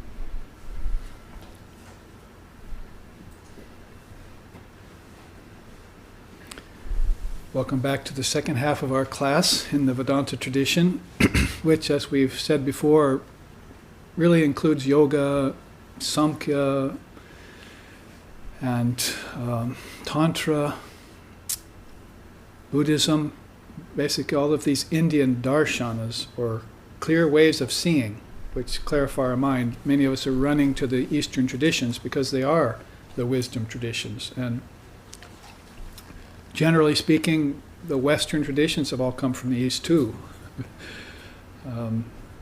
The sun rises in the East and sets in the West, as Vivekananda used to say, so he's hoping that we will take these wisdom traditions and bring them into the Western firmament. Basically, firmament means our minds, because nature is the same everywhere. As Sri Ramakrishna used to say, you'll go from one side of India to the other side of India and you'll see the same tree growing there. So it's in the firmament of our mind that we want to plant these wisdom traditions, teachings. And therefore, we'll find that those Oriental teachings that came from Christ and Moses and other beings are very pertinent to us today, here and now, in time.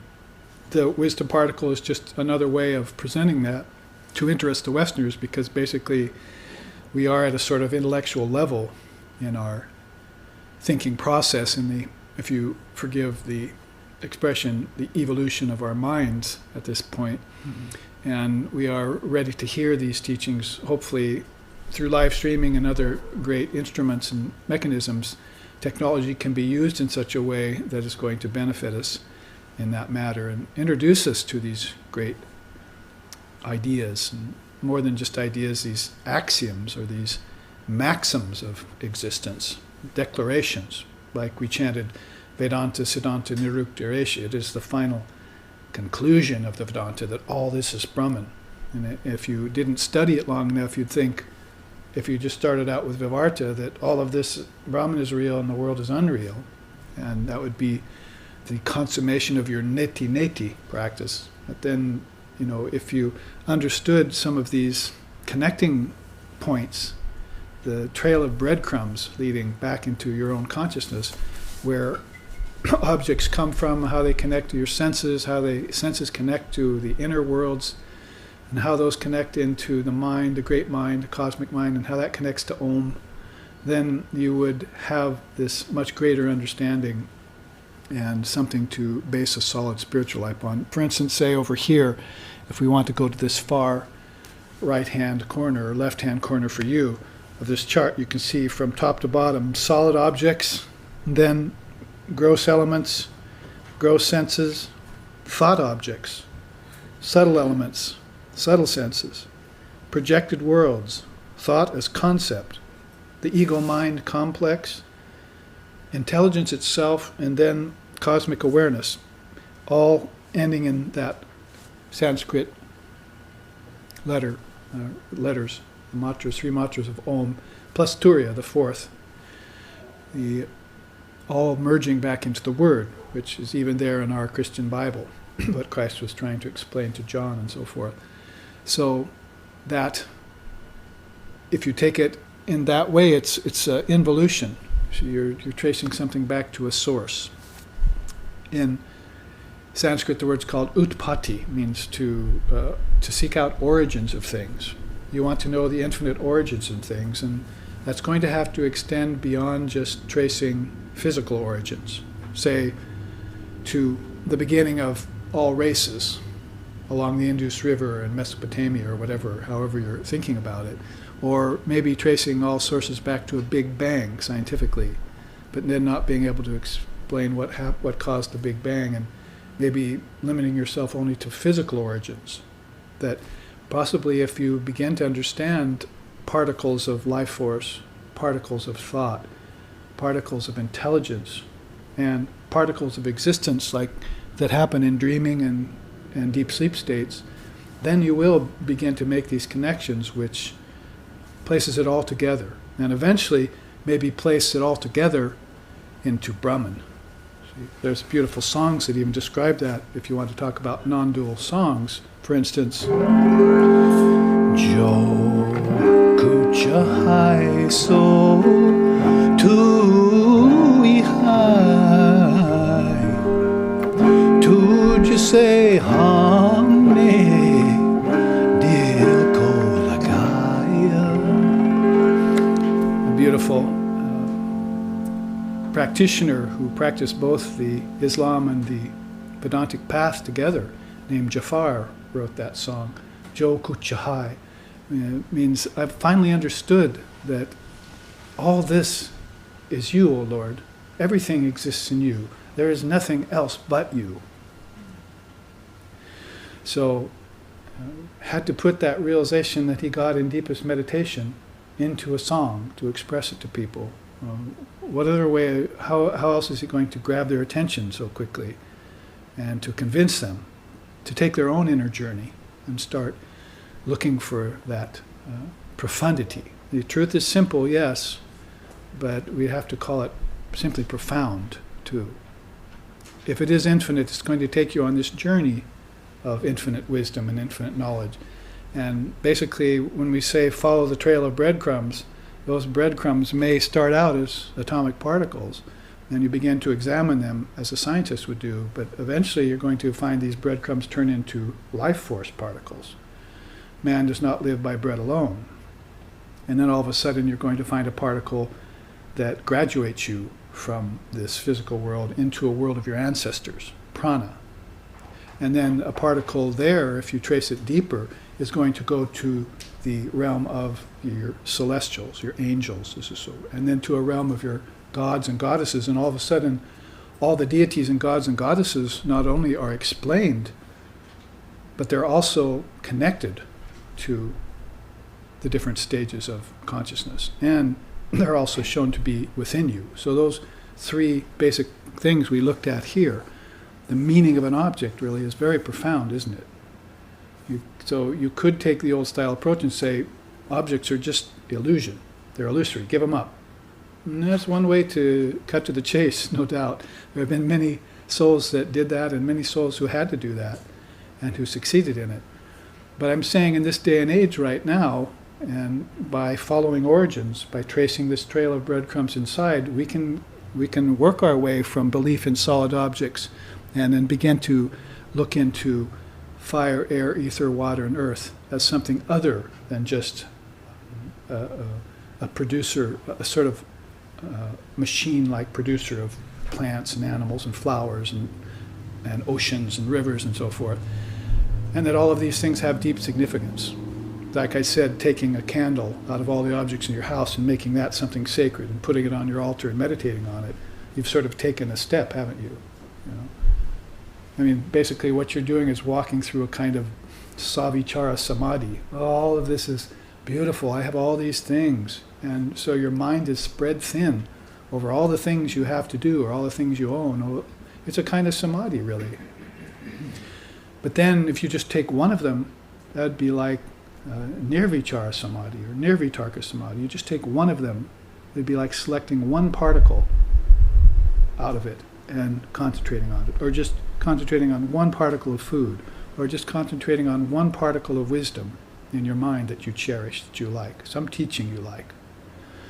And therefore you're slimming down the whole spectrum, and that's leading you more towards a non-dual samadhi, a state of mind. That's basically what the mantra is about. It helps or affords us to turn all these waves on the ocean of our mind, chittavrittis, we call them, into just one big tidal wave. And hopefully maybe eventually just one, render the ocean of consciousness absolutely waveless. A sorrowless ocean of light. Peaceful, deep, clear, pure, inspiring, and full of bliss. Ananda. So it's a matter of graduation of consciousness, isn't it? It's all in the eye of the beholder, or if you want to take it a little deeper than the senses, it's all due to the quality of your consciousness. The quality of your consciousness is dull and dim, unawakened, then you still have not realized your Buddha nature or your Atman within. And so you begin to take that journey, set your foot on it, and you begin to contemplate levels like that, you see. So then basically you're talking about connecting the elements to the senses, then the senses to thought objects. Basically, that would all of a sudden take you to a station where you're thinking all of this got solidified by the power of my mind. Otherwise it would just be all random particles, but something solidified it. Something made it look like what it is, or the appearance of what it is. And then from thought objects you could go to the fact that you have subtle senses tonight in dream, and that you actually put together worlds and destroy them. Like Sri Ramakrishna used to say, like a kid builds sandcastles along the beach and then can't hardly wait for the tide to come in and just watch it all wiped out. You might have done that yourself as a child. Really, the building is only half the fun. The destruction is more fun, isn't it? So that's what I've been saying lately. Yes, know Lord Brahma, the creative power in you. Know Lord Vishnu, the sustaining power in you. But don't forget to worship Lord Shiva, the destructive or destroying power in you. How to dissolve things. You do it every night in sleep. You dissolve the worlds of name and form. Then you don't know who's doing it yet. You don't know the who of who's doing it. You think maybe the mind's just shutting down and what's left is a void. But the teaching is avoid the void. Annihilate nihilism. Put death in its own grave. Don't look for God in the world, look for the world in God. You see, these are ways of taking phrases and turning them in on themselves. And in that same way, you're going to have to turn the process of evolution back into the process of involution. We've been talking too much about evolution and getting lost in it, and we're going further and further out.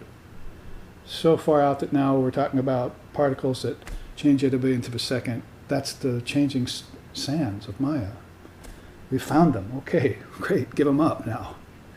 The conclusion is they change all the time, and very quickly.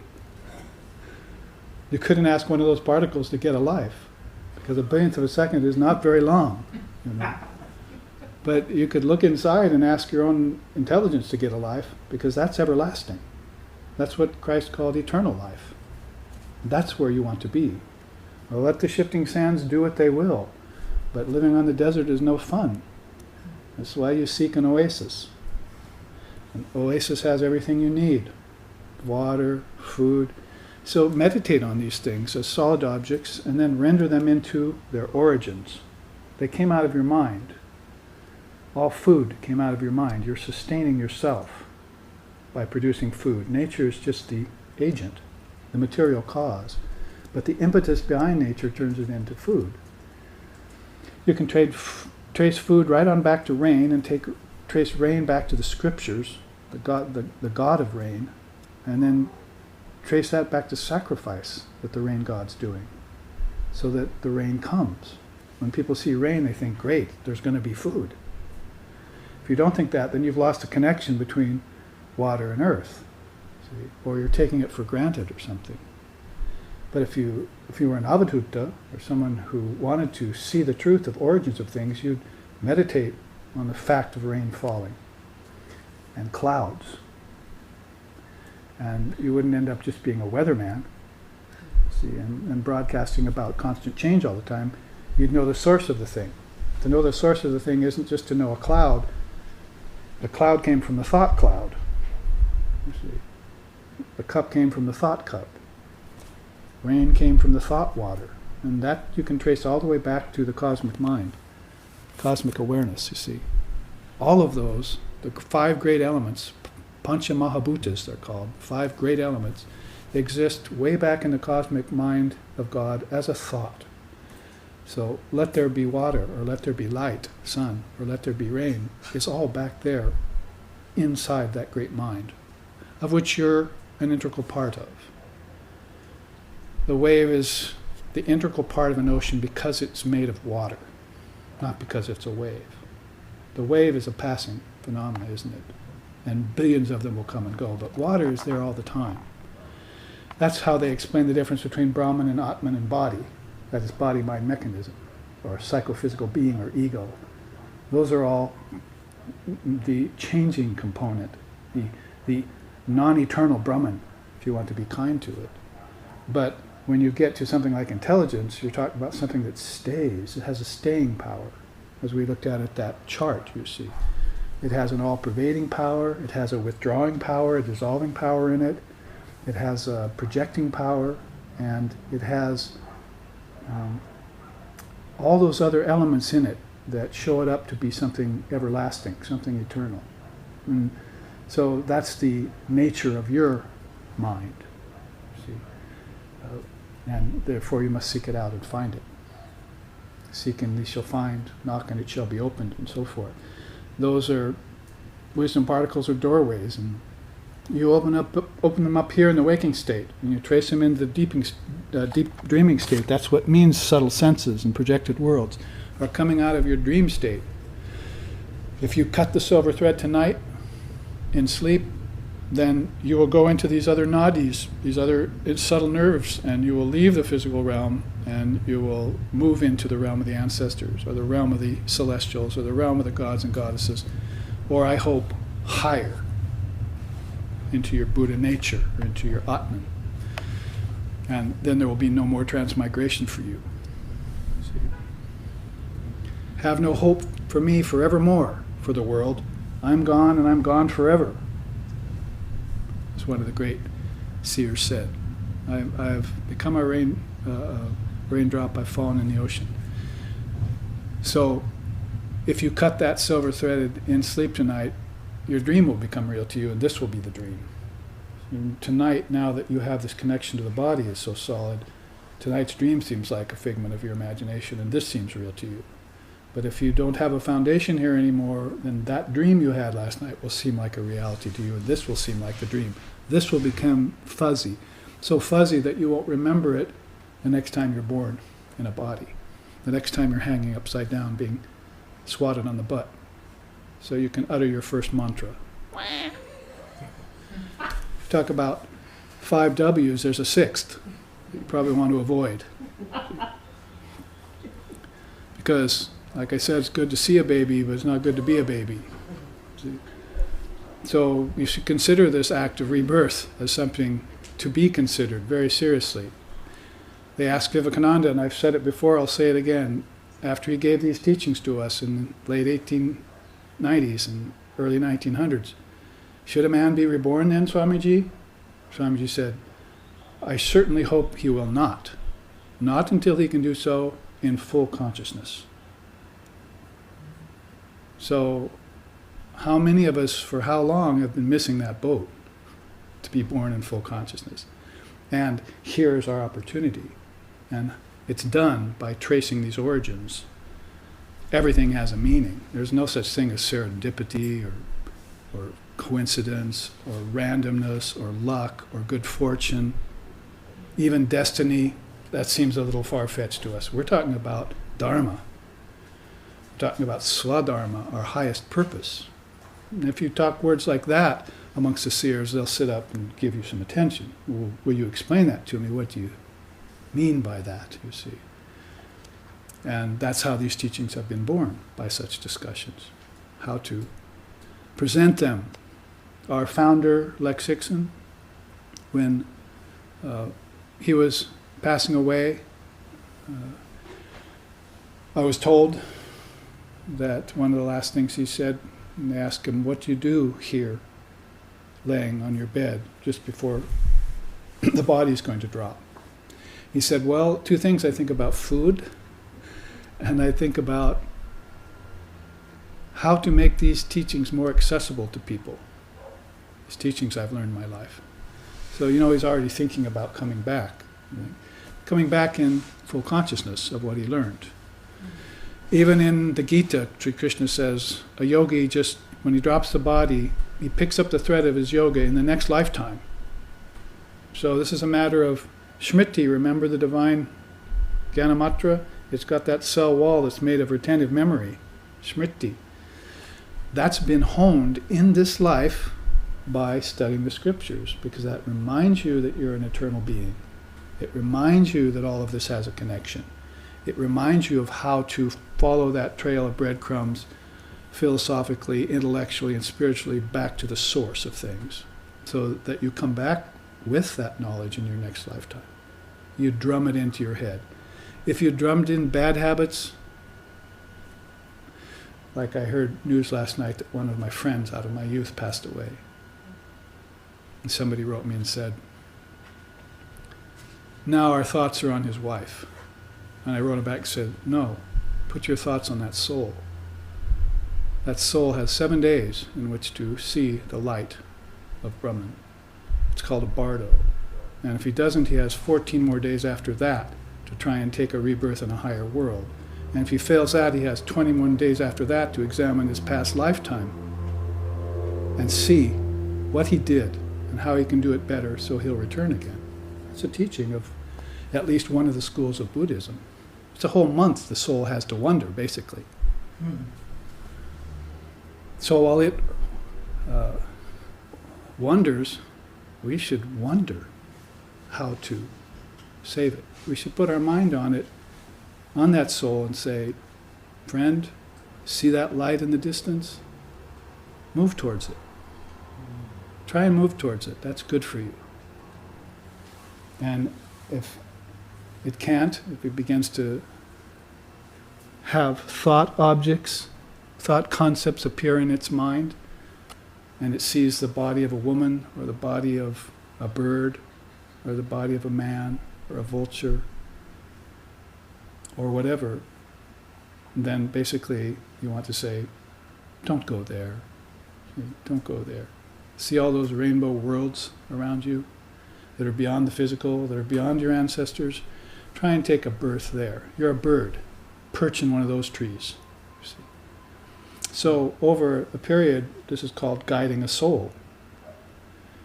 It's not so much the art of dying the way the Western artists, Western authors have put it. It's more a science of spirituality, where the illumined soul who has been through this process before actually guides the soul inwardly. And that's based on the fact that it has subtle senses, right?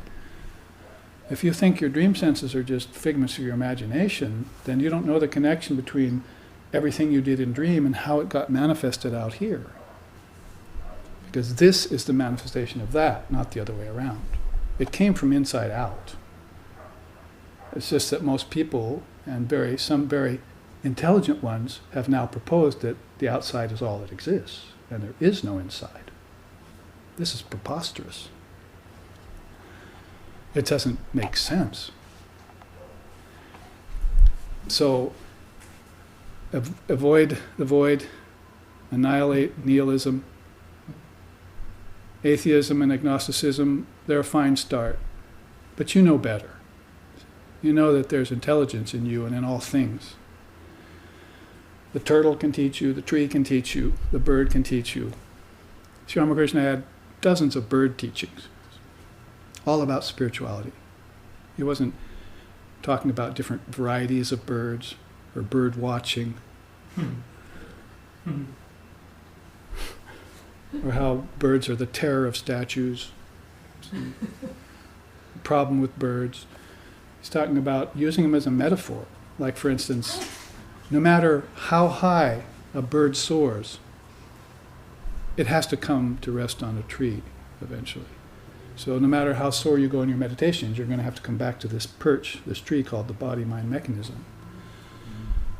I say, basically, if you knew when you left the tree and began to soar, if you took account of all the levels of awareness you went through in your soaring, and you took account of them in reverse on your way back to the tree, then you'd be a knower of the cosmology.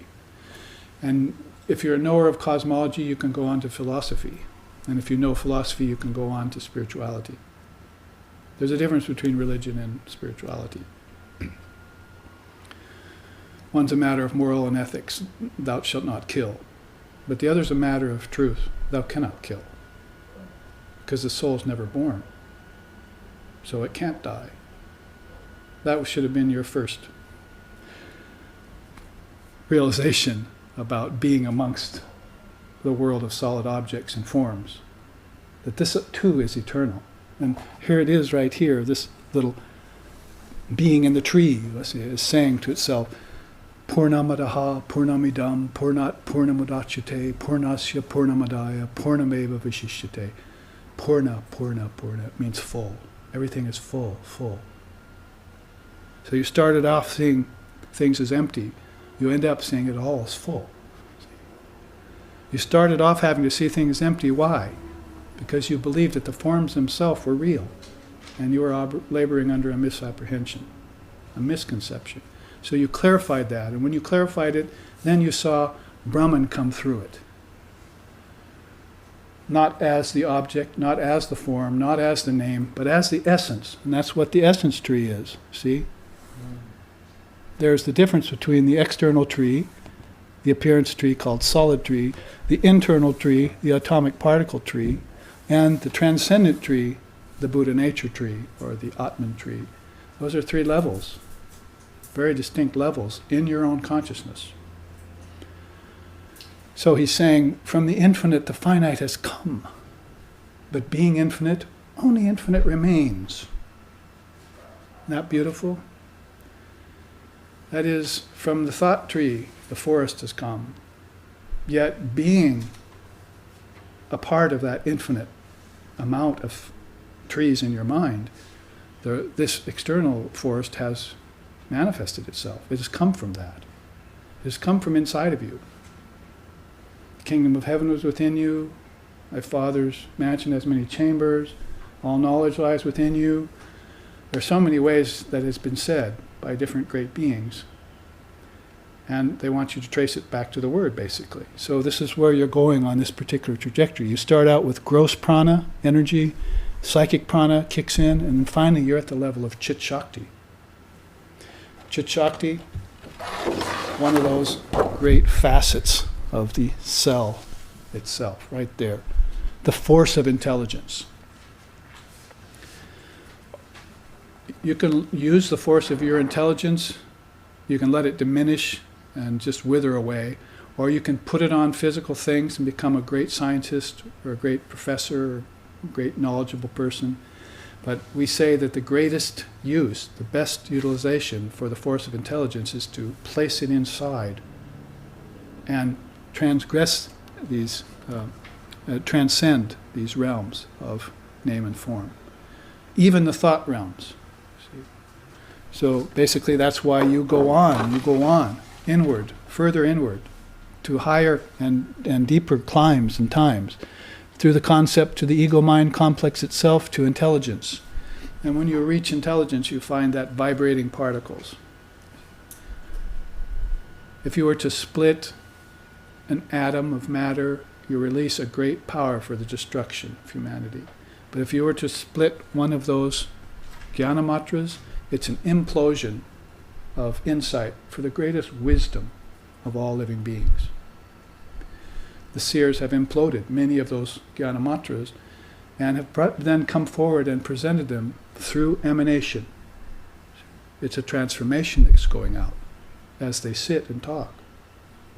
They must be in some other different realm. See? Even the Roman and Greek philosophers said the body is not a location for the soul. They knew the soul was somewhere else, but not in the body. So this Atman is transcendent of time, space, and causality. It belies and transcends name and form. Nama, Rupa, Desha, Kala, Nimitta. Those are the 5 things that you have to contemplate. Name and form, time, space, and causality. And when you get to causality, you've reached karma. Not just the karma that happens when 2 objects collide together and let's see what happens. That kind of physics, you see. But metaphysics, and beyond metaphysics, then transphysics. The psychic prana, when it kicks in, you're talking about insight, deep insight, wisdom. That's where revelation comes from. The revelations have come from the psychic prana. It's like a great dragon bird, Garuda, they call him, so that carries thought, this great energy, carries thought deep, deep inward to these other realms within you. And you're riding it. See? All these movies about training your dragon, you should go back to the original dragon, the Garuda bird himself, and tame him. You see? They all want you to tame your prana, because if you don't tame your prana, then The prana that flows through the eyes is fastening on sights. The prana that flows through the tongue is fastening on tastes. Prana that flows through the ears is fastening on sounds, music and so forth. And touch, fastening on objects, see. So if you control your prana, you control everything, because prana is the addiction of all addictions. There is nothing more addicting than life force. Think about it. Life force is what causes the drug addict to go after the drugs, because it's the force in the drug that's giving him the experience of having that elation from the drug. Without the prana, would any of that be possible? The substance itself wouldn't be possible. So this life force is a great addiction. Swami Vivekananda wrote about it in his Song of the Sannyasin. This thirst for life forever quench. It drags from birth to death, and death to birth the soul. They conquer all who conquer self. Know this and never yield.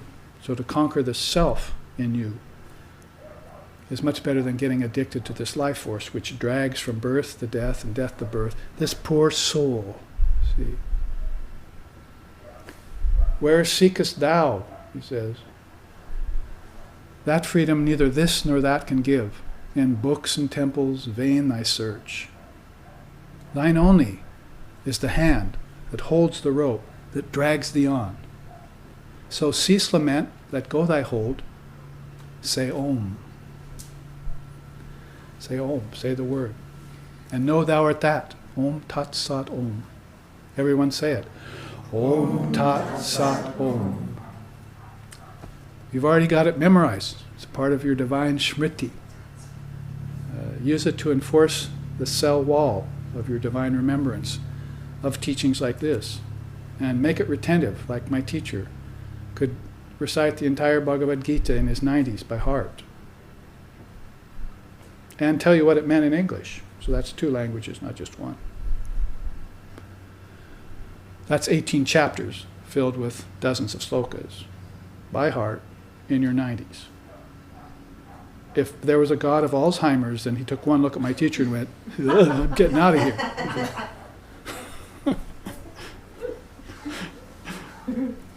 This guy's got smriti. Buko smriti there. I'm not going near there. Forgetfulness has no hold, has no existence. It's like darkness has no place near a sun. And so you meditate on the sun and darkness will go away. The sun is one of the great pratikas to meditate on. The ocean also, a great pratika. If somebody goes out wandering and they're just going to climb mountains and dive in oceans and so forth, they don't know what the 5 elements mean, what the 5 elements are saying to them. You have to go out and be with the ocean, study it, and get its essential meaning. What is it? That millions, trillions, an infinite amount of souls are rising all the time on the ocean of consciousness and falling back in, and nothing is happening. That's eternity. And that ocean is just telling me about my own consciousness, that I can take as many forms as I want and give them up, but I'm not going anywhere. Coming and going are all mere nonsense. Who said that? Swami Vivekananda. Coming and going are all mere nonsense. The soul never comes and goes. So that's your all-pervasive soul. All of these levels don't know it yet, but if you open up that intelligent particle, it has the secret for you. It will tell you that very secret. And it will tell you from lifetime to lifetime in case you go asmriti, in case you want to forget. Go running back and embrace nature. Like the fish caught in the fisherman's net, sinking itself in the mud at the bottom of the lake, thinking it's safe. That's the soul caught in the grips of forgetfulness. It doesn't think that death will yank it out of its watery grave any minute, any second. And that's why people are brooding. That's why they fear. The greatest fear is death, that I die, that I lose all this. But what if you don't own anything to begin with? What if you know death to be an illusion? What if you've already put it in its own grave? Then where does brooding come from?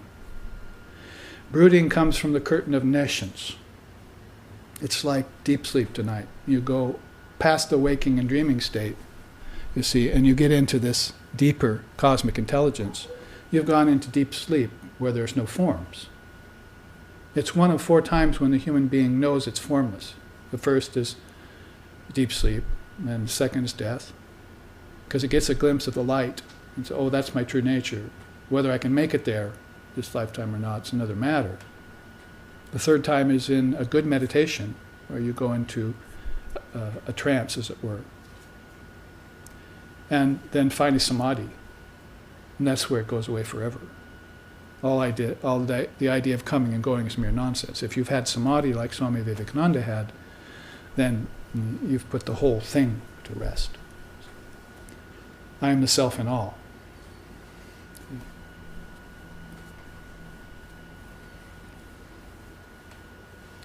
So he says that again in his beautiful song, the song Sannyasin. I am the self in all. So I think we've taken apart this chart and chewed on it quite a bit and covered most of it. Just to end with that, this beautiful quote down here, which is a song again. I could sing it for you, but I'll just read this. O mind, this projected world is only a faint reflection of reality, consisting simply of earth, water, fire, air, and ether, arranging and rearranging with hypnotic beauty. By attempting to grasp reflected images, we cheat ourselves of true experience. Turn instead to the original and discover the treasure of delight. The original is you. You who are at the hub of all of this. You who are the author of the universe, of name and form. You, the formless reality, with infinite potential in you, stored within the intelligent cell. So, from the infinite, the finite has come, yet, being infinite, only infinite remains. That is, everything that has come out of you is also infinite, and since it's come from the infinite, it too is infinite. Don't you see endless clouds, endless trees, endless birds, endless waves? And so, immerse yourself in that mantram of infinity. There's a beautiful word called Ananda. Just change the D to a T, and you have the Sanskrit word for infinity. Ananta. That's infinity. So meditate on the infinite nature of everything. But don't forget to end up with your own infinite nature. From the infinite, the finite has come. So your intelligent cell, or even if it's been forgotten, if the cell walls become eroded, and you're not remembering yourself from lifetime to lifetime, even then you're manifesting everything out of the power of intelligence. And that's the problem, is that it's skewed intelligence. So the world you produce for yourself is full of suffering, it's full of pain, it's full of insensitivity to others, full of bad karmas. That's also projecting power of your intelligent cell. That has become eroded over time and forgetful of the dharmic laws of existence. So we have a very precarious distinction there, don't we? Whether to be born in full awareness or forget our awareness and just be born.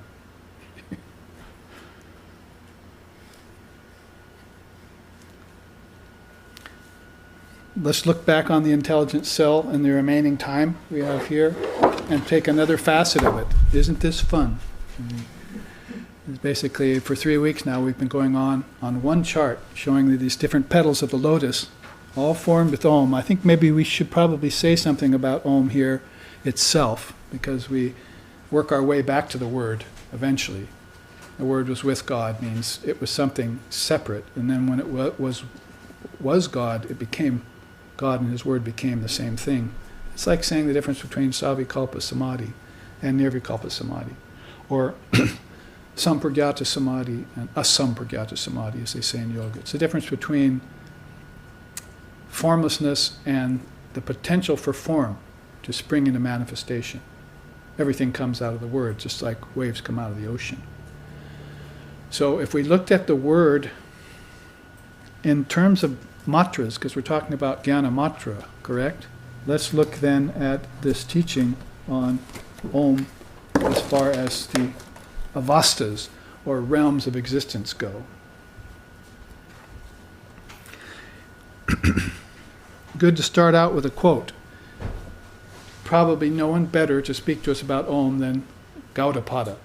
Gaudapada was one of the superlative Advaita Vedantins. He was the teacher of Sri Shankaracharya, who made such a profound introduction of Advaita Vedanta back in 700 AD, sort of brought it back current to the world, this Advaitic path.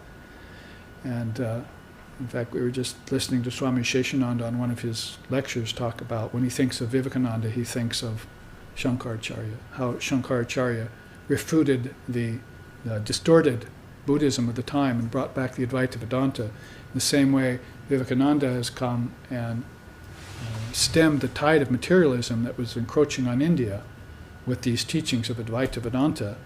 And so that's some 13 or 100 years later. From age to age I embody myself forth, Sri Krishna says, to destroy the old Dharma and resurrect the new Dharma, so to bring it back into the light of day, of the present day. So Gaudapada says here, there is one Paramatman, one Supreme Self, who is all-pervading, makes sense so far, which associates with its projections in different ways and in different states. The key word is associates, not identifies. What is considered enjoyable in these three abodes, that's A, U, and M, and the enjoyer present in these abodes, that's the Turiya, they who know these two as distinct from each other, though they enjoy and are never contaminated thereby.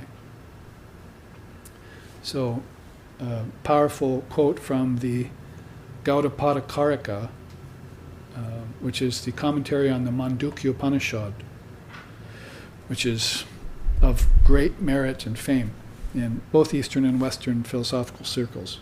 Gaudapada made a huge impression with that commentary. So, was he talking about these three abodes?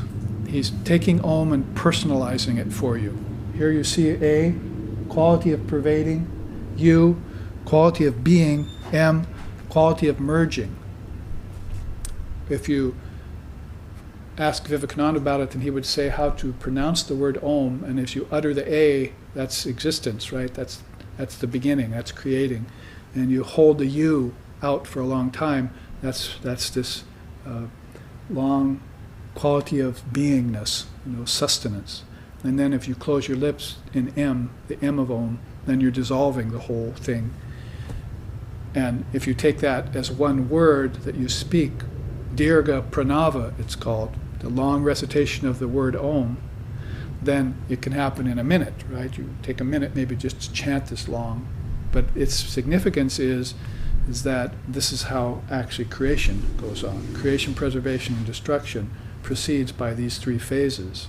So when Gaudapada talks about these three abodes, he's talking about these three phases as aspects of your consciousness.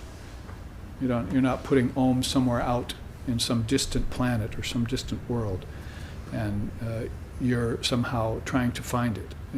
It's emanating from your very navel. It's emanating from your very heart chakra. The heart chakra is called Anahata chakra.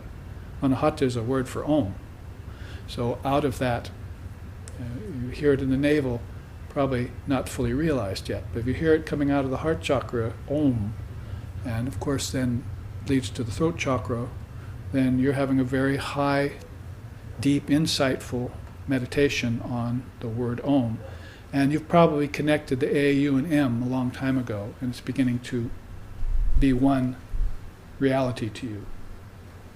So in this case then, you see here, when I say he's making it sort of personalized to you, he's talking about this Jagrat, waking state, the Svapna, the dreaming state, and the Sushupti, the deep sleep state, as three states of consciousness that your awareness moves through.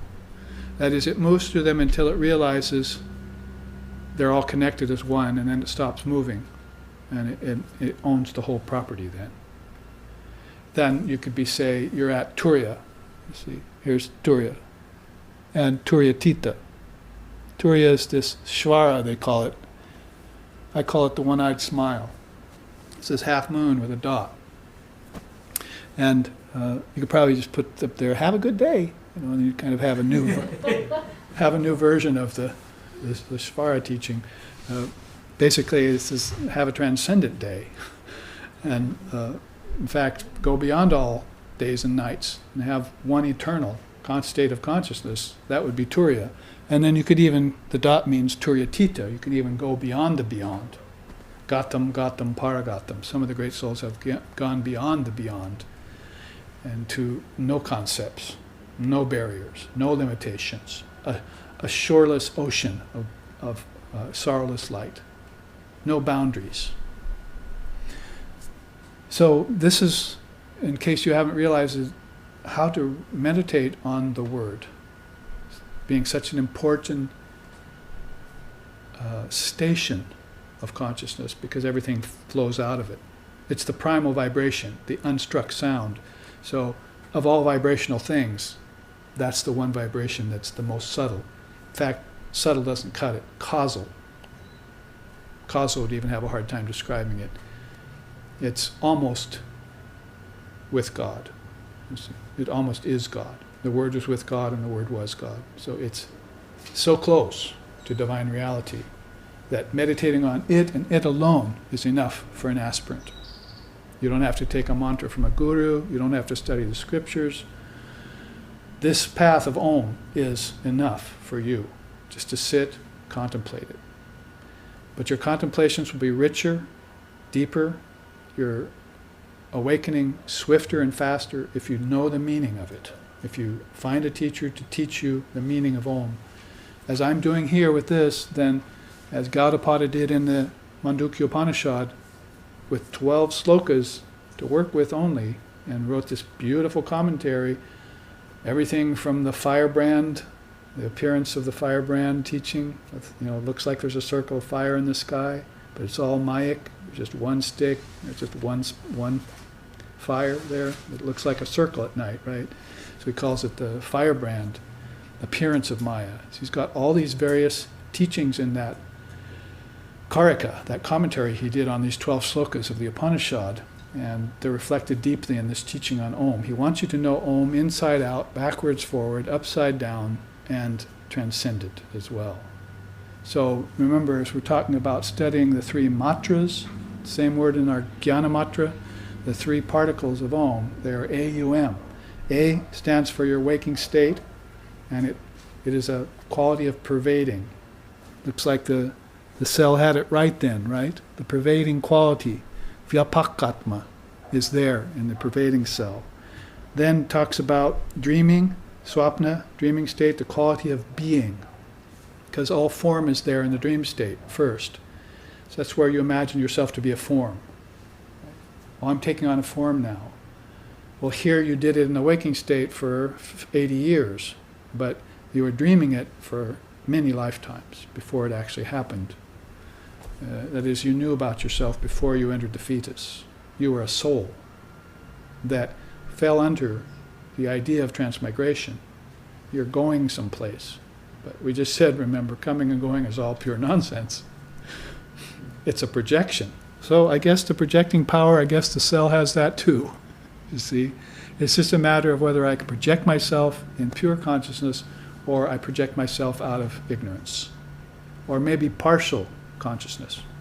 Because, as you know, there's many very intelligent people here in the world who could out-talk us, out-think us, out-debate us. But we're not calling them seers, are we? Enlightened souls, luminaries, and so forth. And they have a class of their own. When they listen, when they speak, we listen and we believe. It's a matter of faith comes forward then. Which is also, by the way, something I want to get to, the Guru Bhakti portion of this cell. They're in every intelligent cell. In other words, in every memory you have, there's a memory of your teacher. And He's your great teacher, for sure. He's your Krishna, he's your Christ, he's your Buddha, and so forth. But there's also this line of teachers that have come in succession from those great beings, and they're also a part of your divine memory. And you probably find yourself to them in this lifetime because of your remembrance, smriti, of that teacher teaching you before. Hopefully you sat up and paid attention when you had that opportunity and realized the truth in this very life. You took this opportunity. I was all ears for my teacher. I didn't miss a word. I sat like this through his entire lecture. I never was sleepy. I was never restless. I listened to everything he said. I can say that in all honesty. Whenever I was in his presence, I was perfectly tuned into him. When I got out of his presence, sometimes I wavered a little. You see, you have to go back again to your teacher, because he knows how to keep your torch lit. And if your torch gets dimmed or goes out, you go back and get it lit. So guru, disciple, or guru-shishya relationship is of supreme importance in India. In all traditions in India. It's indispensable. Very, very few souls, if any, ever get to truth without a guru. And so you could say, well, what about Ramana Maharshi? He didn't have a teacher. Did you see his past lifetimes? What about Buddha? Well, I know of at least 4 or 5 teachers. I can name them. 2 of them were Samkhya Yoga teachers who taught him before he got nirvana. Sri Ramakrishna, our own great master. Many teachers. A tantric teacher, an Advaita teacher, a teacher for Islam. So, very important, this Guru Bhakti component. I'm just taking a little aside here for it, because probably next week in our live streaming class we will talk about the Guru Bhakti element of the retentive memory, of how we remember our teachers and the teachings. It's not just a teacher, because we started off saying today, reality is really a principle, right? Not a personality. So when we remember the teacher, we should be remembering his teachings or her teachings.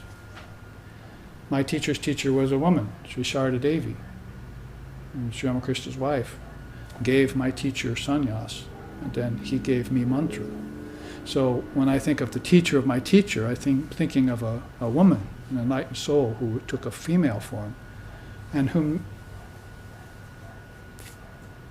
4.5 million souls today in the world call Holy Mother.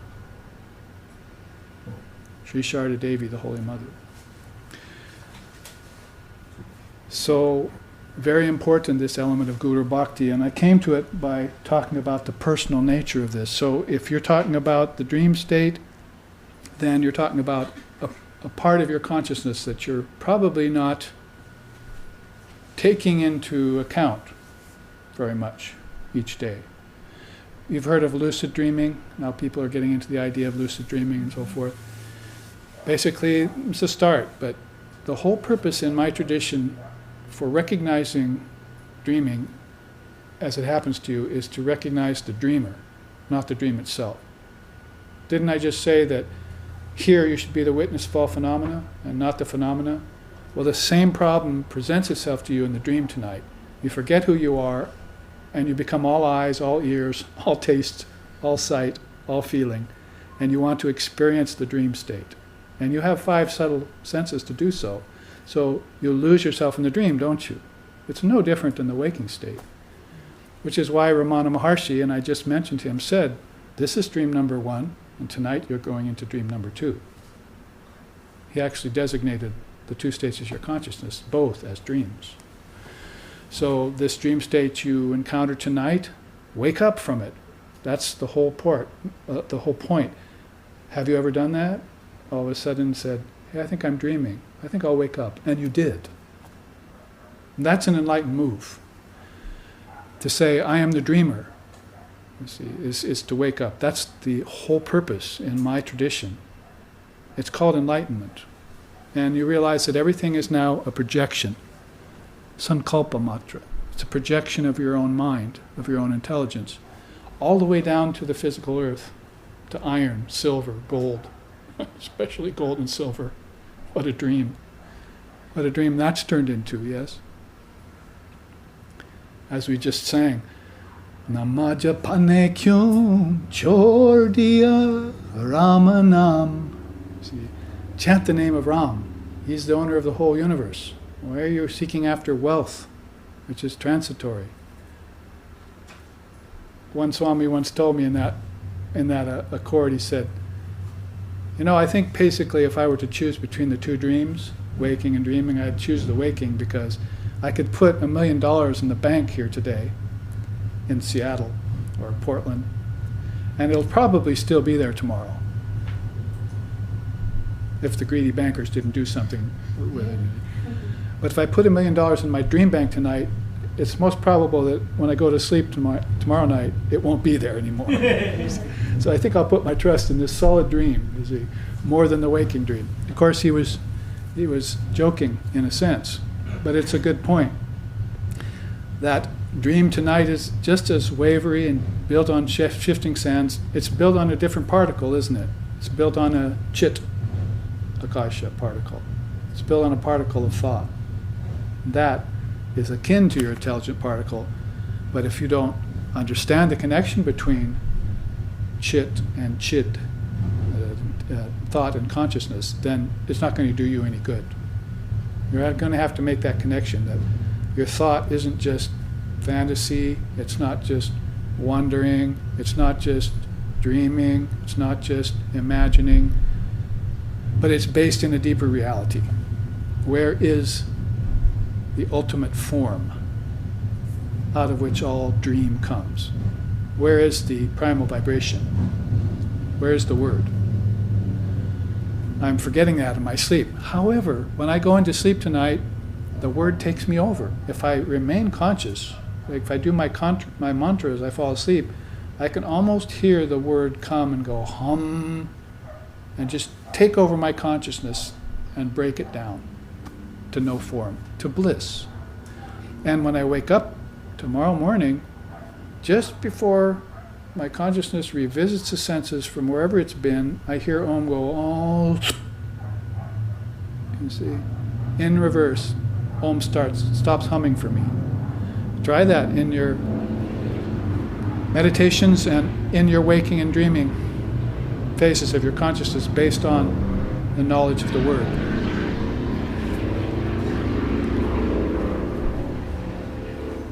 Those are mokihanas. See, mokihana is a flower, right? So, but moks are like these really motorcycle guys who are beefed up and will kurang your alis if you're not careful. So we call them mokihanas. They're really flowers underneath. So, A, U, and M, very important. Now let's look deeper. A, when you're in the A state, they call you Vishva. You're the cognizer of the external, Vishva. The quote here from Gaudapada, residing in the right eye, it experiences the gross world by means of the mind and sense organs in the waking state. So when you're in the state of A, you're the Vishva, you're the cognizer of the external.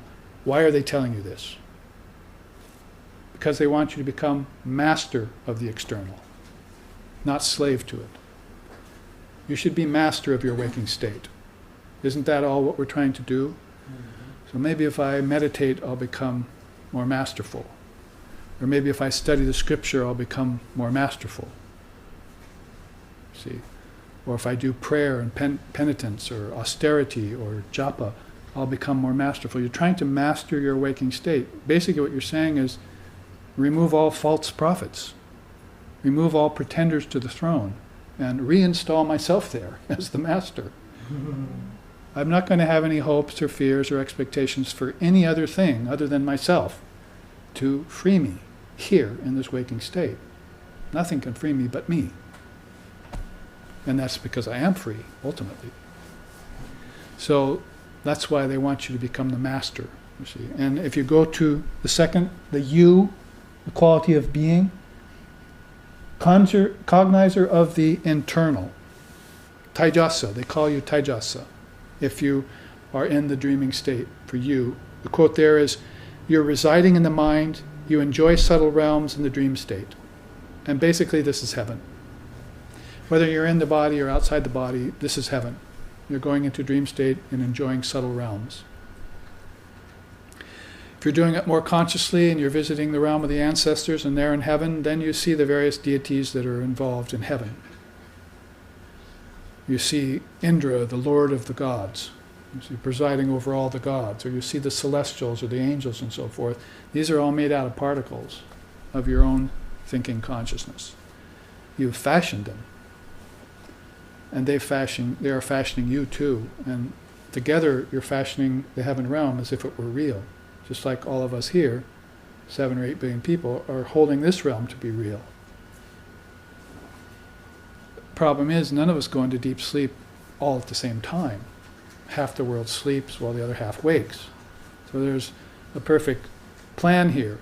You see. If everyone went into deep sleep at the same time, then somebody would get the bright idea, say like Lord Buddha, that maybe this world is unreal, that it goes away in deep sleep. And that's a matter of my consciousness, not a matter of evolution. Because wasn't evolution going on, apparently, when human beings weren't here on Earth? You see, nature was here. But nature was only here because the mind was preparing itself a body to come into nature. And that's a questionable act to wait that long. To crawl out of the slime, develop legs, evolve through a bunch of species and so forth. What a dream. A dream that is. But you were always the noble soul. You were never a chimpanzee or a paramecium. You're always the noble soul waiting for your chance to manifest in that very realm that you created, that you dreamed up in conjunction with millions of other souls. Somebody said America in your dream state. Thousands of people went and said, I'll go there. Let's create it. Let's, by force of will, let's make it happen. And we'll call it freedom.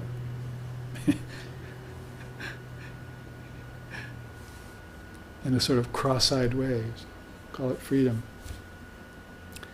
Well, it gets only more subtle, that is, the word would be causal, when you go to the M of Om, the pragya state. Cognition amassed, they call it. You're a cognition amassed, one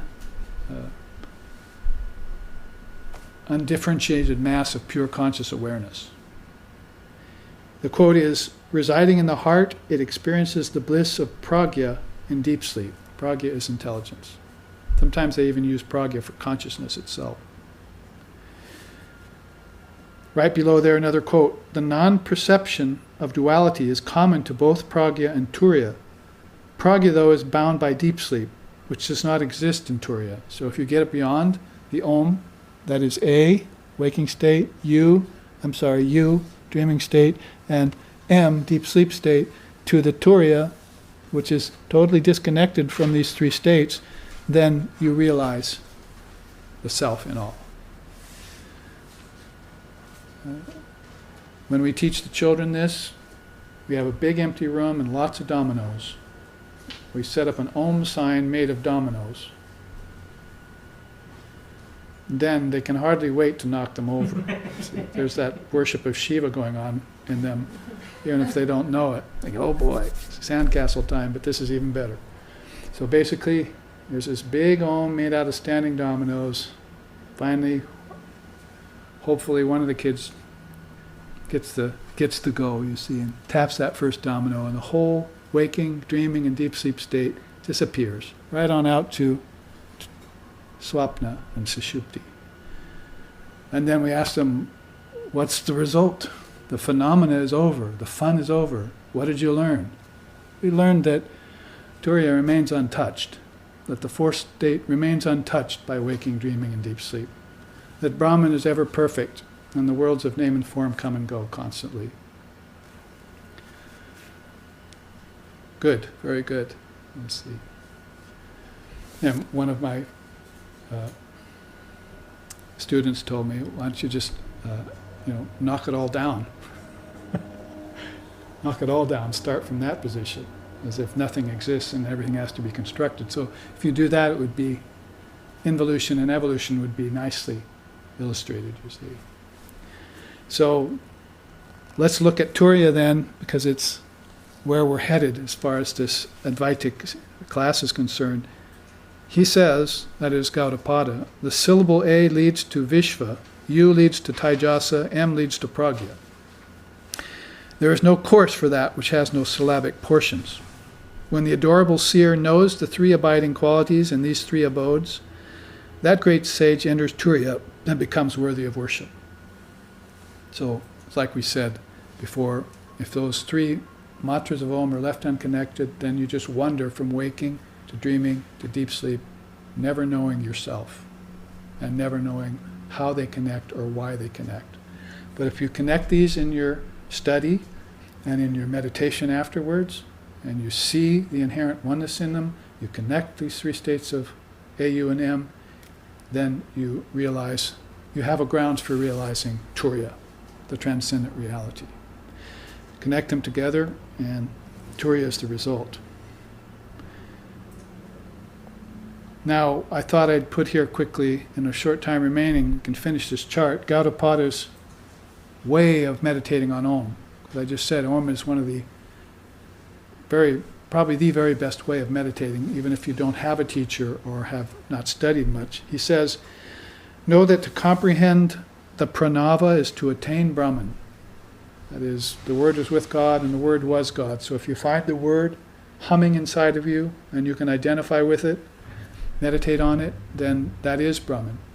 Then the Word that was with God becomes the Word that was God, or that is God. God and His Word become the same.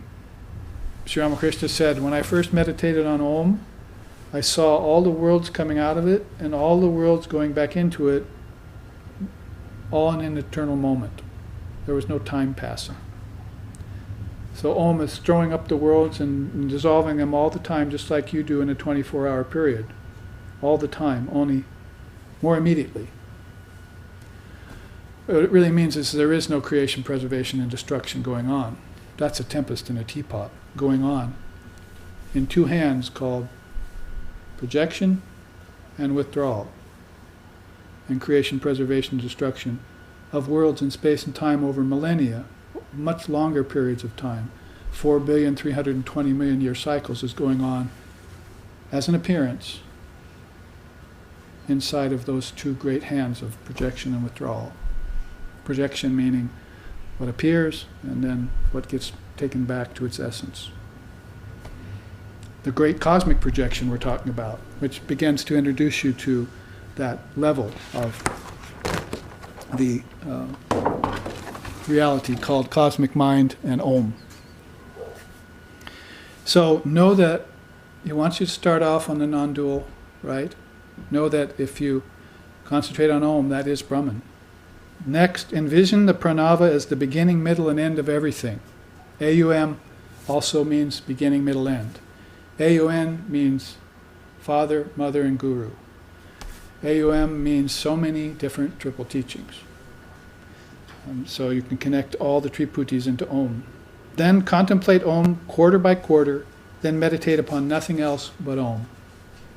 Master the A, master the U, master the M, and render it all into one indivisible state called Turiya. This is going to take some power of meditation. It's also going to take some power of confirmation, of affirmation, and then of realization. That is, the cell has all of that, right? Has all of those qualities. So use your intelligent cell to coalesce all of that, because it's starting out in an inherently, intrinsically unified condition. That it's broken apart into threes, or he says here fours, is just a matter of that projecting power. It's your business then to congeal it again.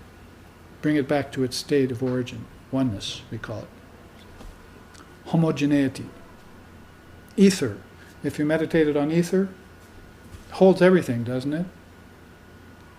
I mean, I can move this and I'm displacing air, but am I displacing ether? Ether is undisplaceable. So ether holds everything and it doesn't change or move. If the physical ether does that, imagine what the pranic ether is capable of. What the ether of the mind, where your thoughts are held, that's a space too. And what the ether of your intelligence holds. And what to speak of Om itself, what that holds.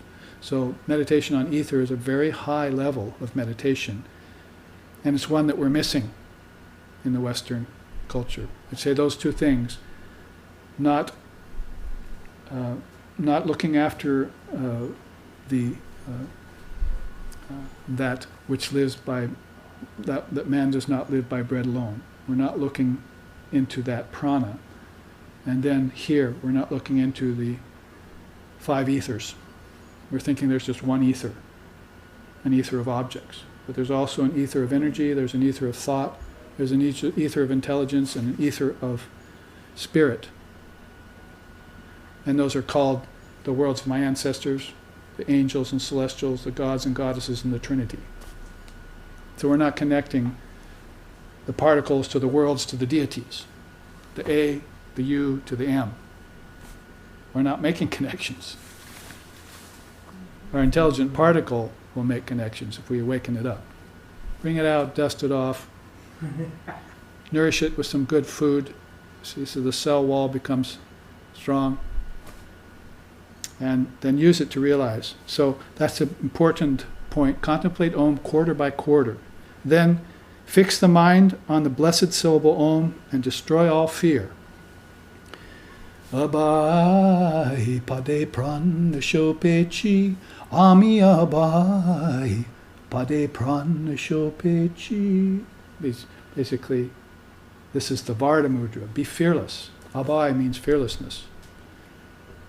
So that's important to your meditation. Meditate on fearlessness itself. Come to know the Om as the Lord set in the heart of all, and grieve no more. Sounds like fear and grief have no place in you. Then they must be kicked out of the human mind. Boot them out. Fear and grief got to go. Know Om as the lower Brahman and Atman as the higher Brahman. Sometimes they describe that as 2 sticks to rub together.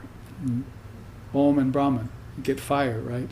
Contemplate on Om as the lower part of Brahman and Brahman as the supreme part of Brahman. Then perceive the Om as being devoid of both inside and outside, as unique and immutable. Sounds a lot like our sloka, right? Render the internal and the external into one indivisible reality. Because that's what it is. But you're keeping them separate. You're keeping these 3 particles separate. You haven't seen them, coalesced them, and known them as one. So you are keeping the divisions between these. Just like people keep divisions between races, between cultures. Hang out long enough in that kind of division and then there's war. There's misunderstanding. Finally, know the Om as portionless, yet possessed of infinite portions. That is what is known as realization. So this is Gaudapada's basic summation of the Karaka as I saw it. These points on how to meditate on the pranava, or Om. Now, as we are running out of time and only have a minute or so left, I must just invite you next Sunday to this live streaming at the same time, and we will be going through other